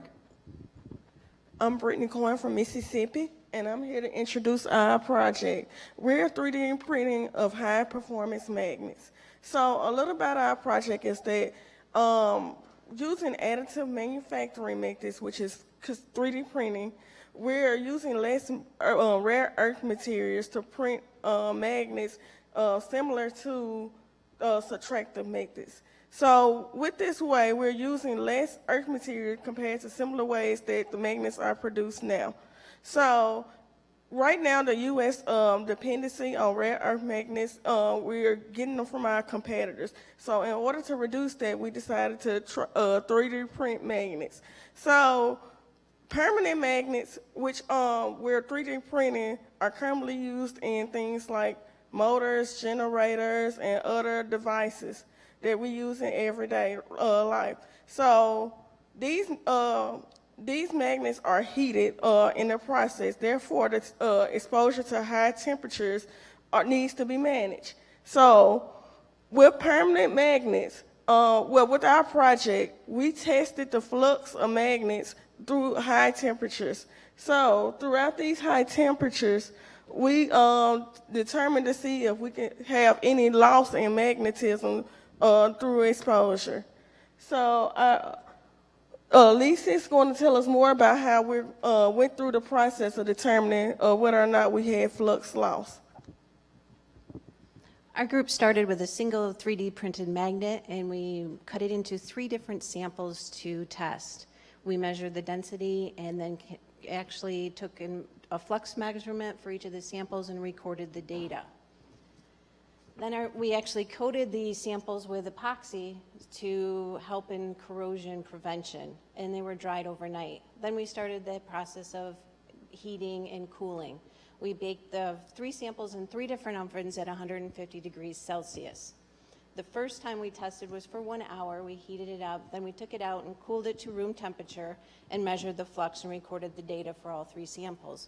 We did this over an extended period. The next testing was 24 hours, then 90 hours, then another 24 hours for a total of 139 hours of heating, cooling.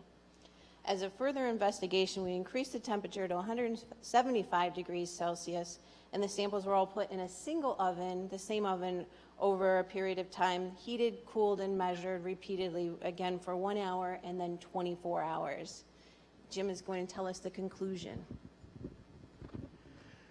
After we gathered our data, we graphed the results and calculated the percentage of loss. We graphed the results to see what was happening overall.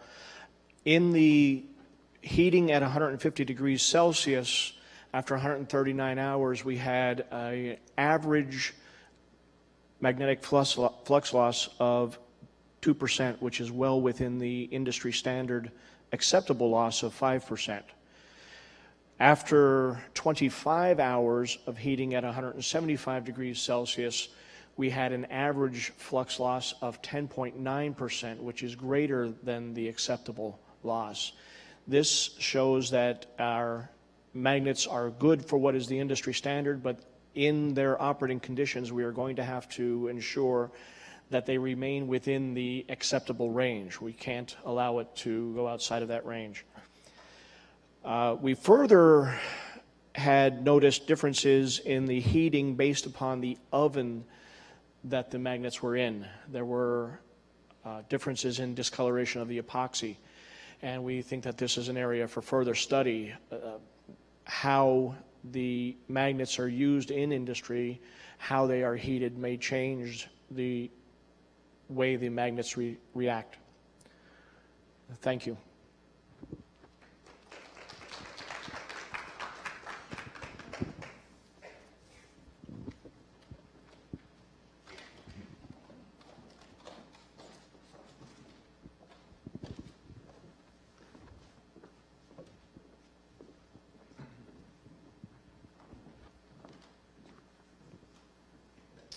Hey, I'm Jacob Conrad from Western New York. I'm Sean Moore, and I'm from Granite Falls, North Carolina. I'm James Jackson, I'm from Salva, Virginia. I'm Easton Ball, and I'm from Cott County, Tennessee. Over the past 2 weeks, our team has worked with Geographic Information Systems, or GIS, in order to spatially analyze Roane County, Tennessee. We were tasked with determining the ideal location for a high school within a given school zone. We narrowed plausible areas down to Roane County due to our information from locals that the construction site of Anus High School is an ongoing problem. Using scientific data, we were able to determine the most logical site without the worry of various interest groups' conclusions based on emotional reasoning. We used government-funded websites to gather our data. Examples of these websites is USGS and the Federal Census Bureau. The kind of data that we collected is location of the road throughout the county, slope of the land, and land cover. After we collected this data, we imported it into a program called QGIS to make our models. The main data sites we used were land cover, slope, and road proximity, which we then rasterized, which means we gridded it by 30 meter by 30 meter pixels, which allowed us to layer these files and create a single file, which we were then able to grab data points from. And from those data points, we ran the population points to, and we found the closest location for our probable school. So we found that the best location for our school was to be on High Point Orchard Road right here, as you can see. And besides just finding a school in Roane County, you can also use GIS in agriculture if you want to map out the different layers of nutrients to see what you want to plant this year. Archaeology, is there's different layers in fossils and stuff. Astronomy, you want to map out the schools, not the schools, the stars. The sky's really the limit with this technology. At this point, we would like to give a big thank you to our mentors, Jessica Mole and Jake McKee. We also had an awesome facilitator, Lofton Gerberding, and we appreciate the opportunities provided to us by ARC, the National Security Emerging Technologies Division, ORNL, ORAU, and that's it. Thank you. We appreciate your time.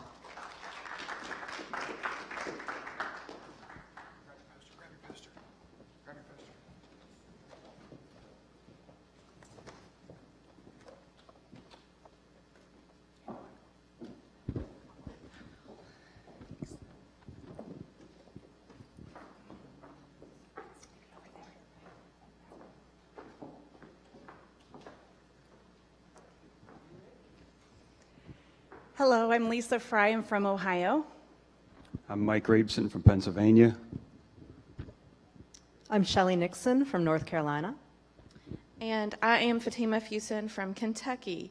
So during our time here at Oak Ridge National Laboratory, we had the opportunity to work with Dr. Barbara Evans on the investigation of biomass to improve biofuels and bioproducts. So her project focuses on finding better and faster ways to obtain biomass to produce biofuels and bioproducts to create a more sustainable energy source for us. So with Dr. Evans, we were able to investigate algae, switchgrass, and hybrid poplars as potential sources for biomass conversion into biofuels and bioproducts. The first opportunity that we had in the lab was to do image analysis on different types of algae. So we were able to use the Kinevision pupil cam and the microscope to take photographs of algae growth, and then we were able to analyze that using ImageJ to determine how much it had grown in size and in population. We had numerous different results from our image analysis, and it showed us various things. We saw some chlorella that was grown in a high salt medium, and it showed a great increase in quantity, but size remained constant. We also saw some chlorella growth in BG11, and it had a small increase in quantity, but the greatest size increase. And we also saw some chlorella grown in BG11 with phosphate additive that showed moderate increase in quantity and no size increase. So from our image analysis, we were able to see which medium was going to produce the most algae and the greatest form of biomass for biofuels.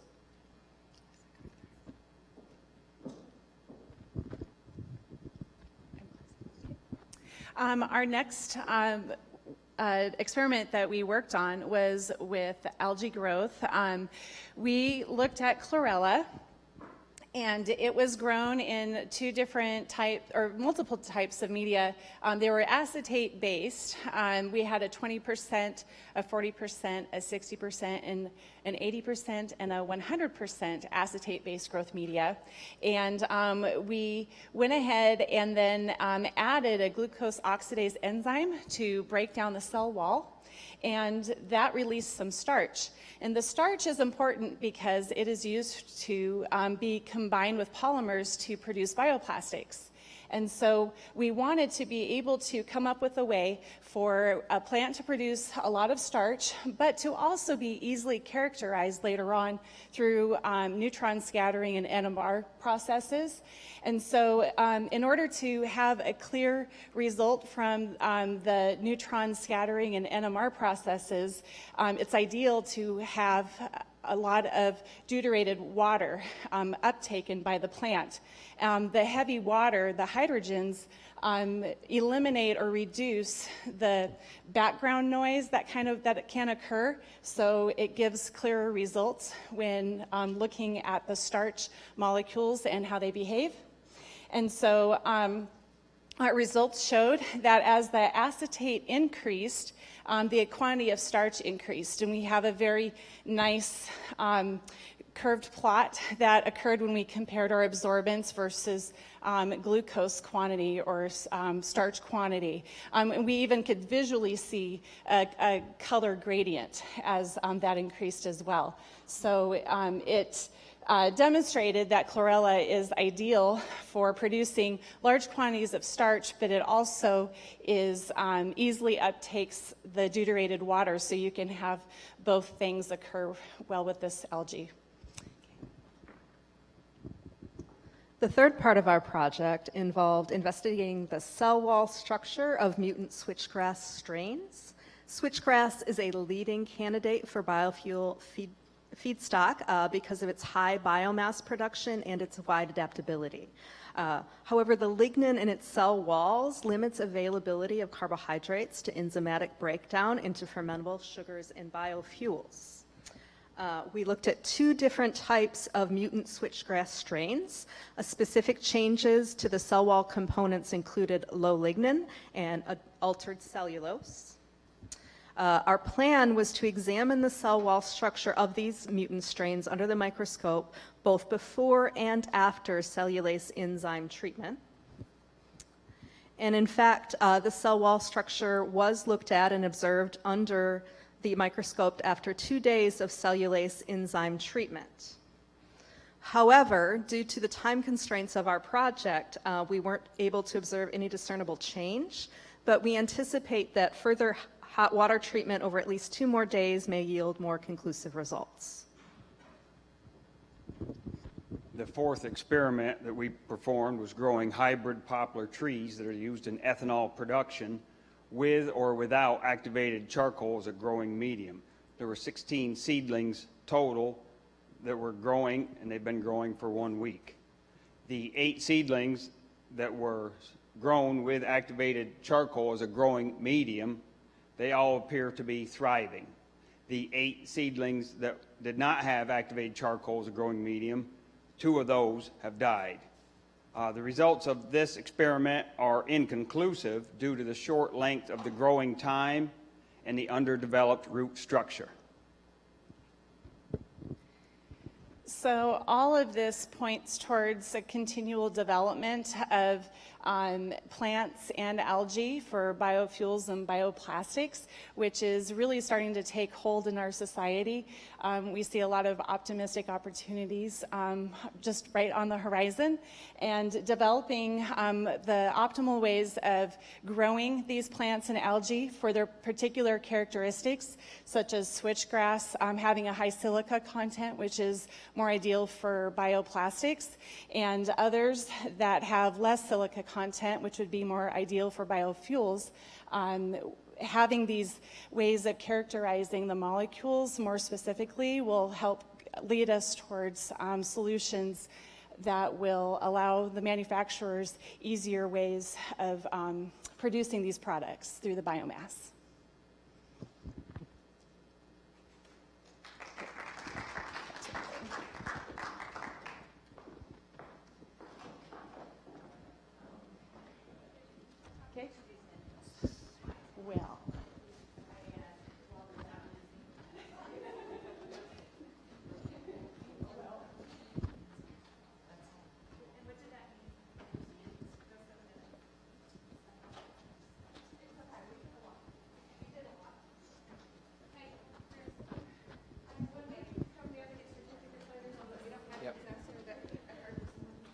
You guys are coming in. So you still want, so you want me to get it? Get it and come all the way to the end. Come all the way to the end? Yes.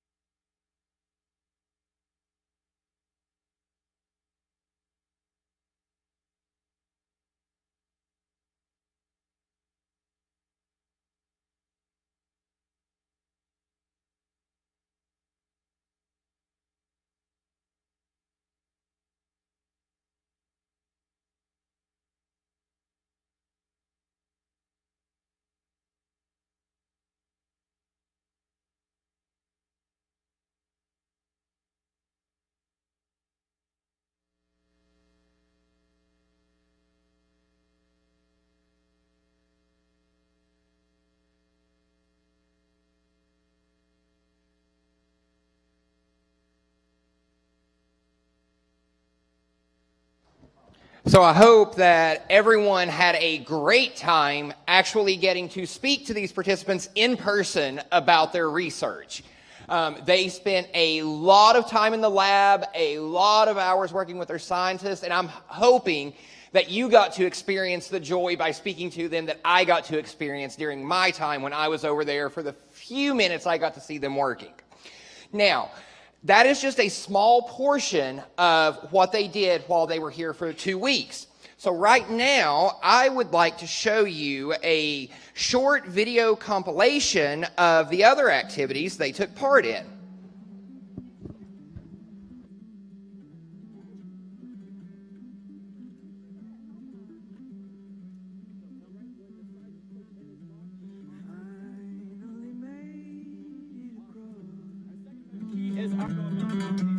Without a clue where I am, and no, I don't have forever. You know I don't need that long. Well, you know you've got that soul, my brother. Why you trying to hide? In the heart is a beast that'll keep you bleeding. Learn to let it lie.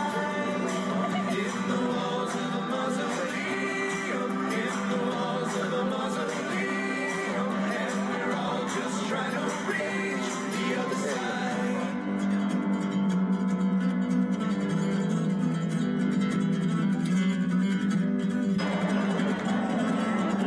That looks good to me, all right. What just happened?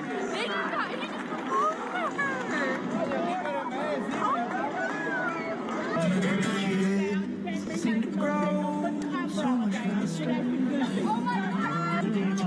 The older and older I get, but time is a clever invention. We are helplessly participant. And no, I don't have forever. You know I don't need that long. Well, you know you've got that soul, my brother. Why you trying to hide?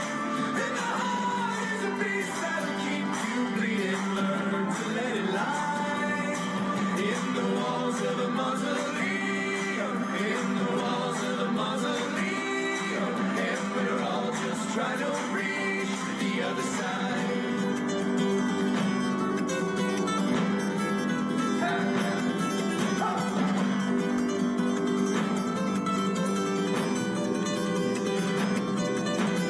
Oh, those years wasted on the When Jack knocked, kaboom, boom, boom.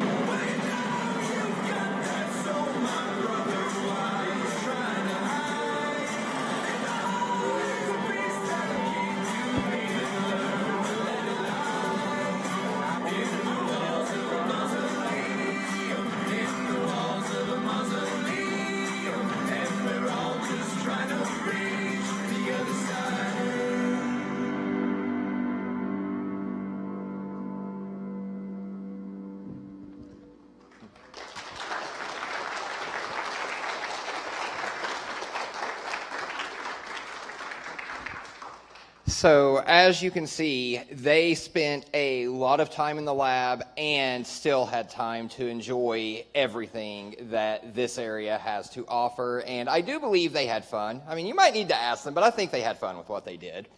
At this time, I would like to call Tim Thomas and Emila Halilovic back to the stage to present the certificates to the high school student and teachers in this summer's institute. Okay, here we go again. Congratulations. And we will begin with Kentucky. First off, we have Fatima Fusen. Next, David Kleinpeter. Annabeth Sharp.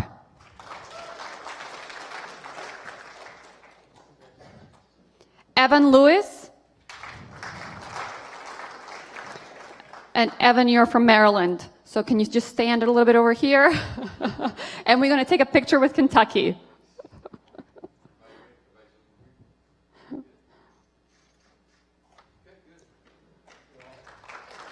Okay, there we go. And we have Evan from Maryland, and we can take a picture with Evan. There we go. Next up, Mississippi, Brittany Cohen. Nikki Hudspeth. And that's it for Mississippi.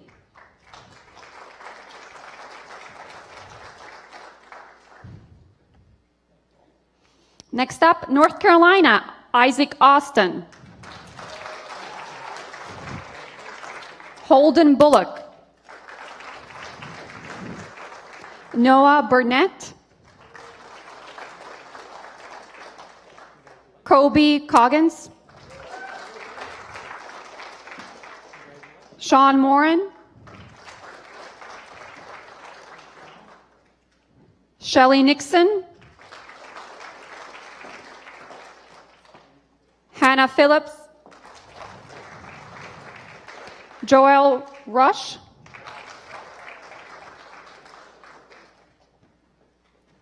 Camden Woody. Flipping over the page. And that's it for North Carolina.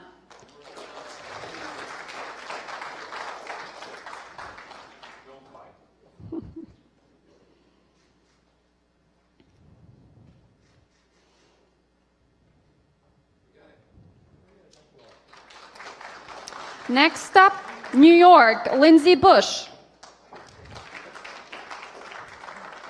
Lisa Castle. Jacob Conrad. Jaden Gardner. Emma Kephart. Rebecca Rosas. Keegan Torres. And Wade Wolfer. And that's it for New York.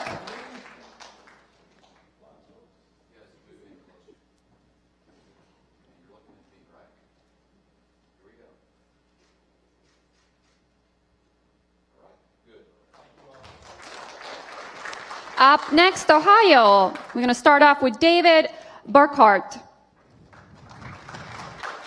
Lisa Fry.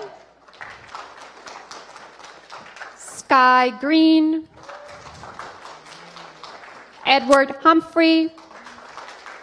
And that's it for Ohio.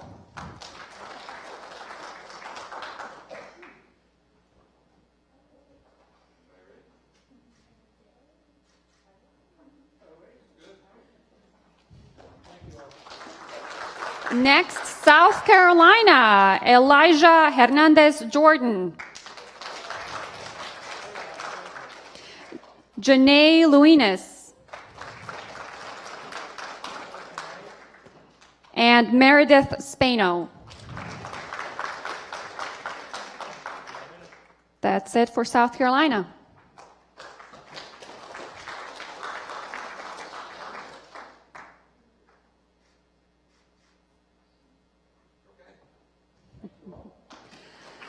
Up next, Tennessee, Easton Ball. Delaney Blankenship. Michael Crease. Danielle Maxwell. Corey Schwartz. David Wehunt. And Carrie Wilson.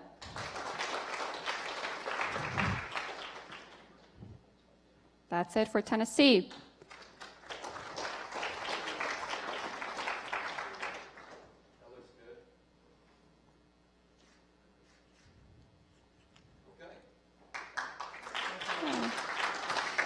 Up next, we have Virginia, Cody Ferguson.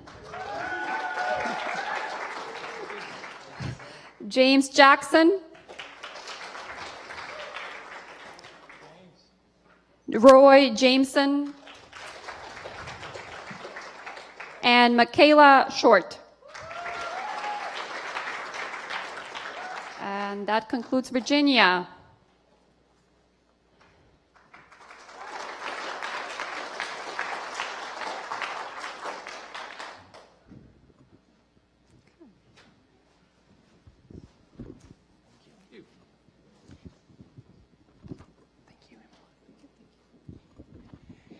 So I want to say congratulations to each and every one of you.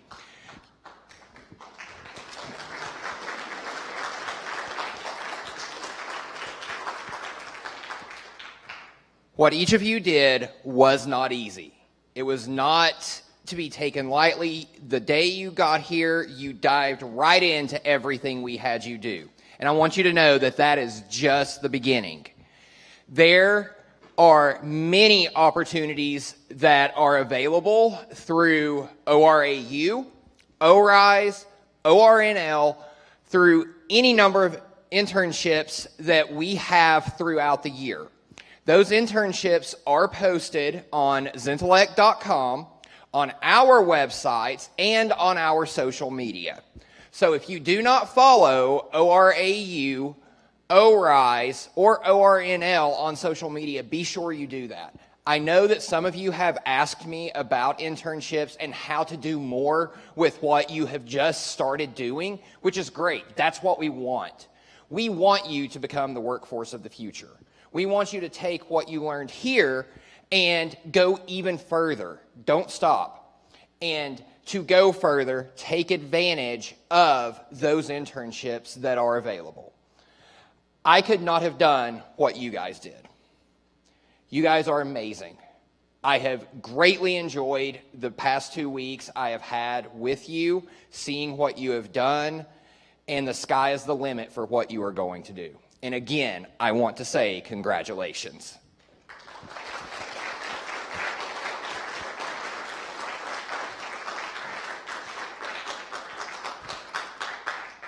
Now, at this time, I would like to ask for all of the high school participants to come down for one giant group photo.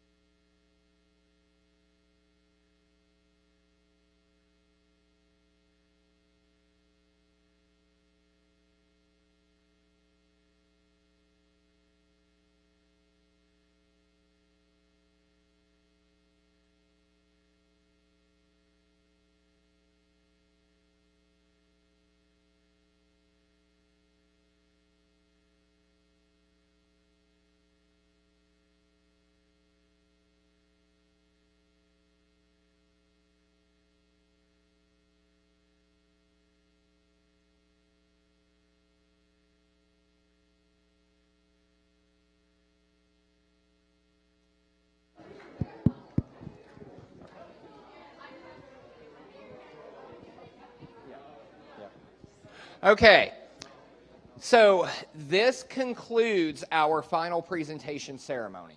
Lunch is currently being set up adjacent to the lobby. Once lunch is set up, I sincerely ask that you let early flyers go through the line first.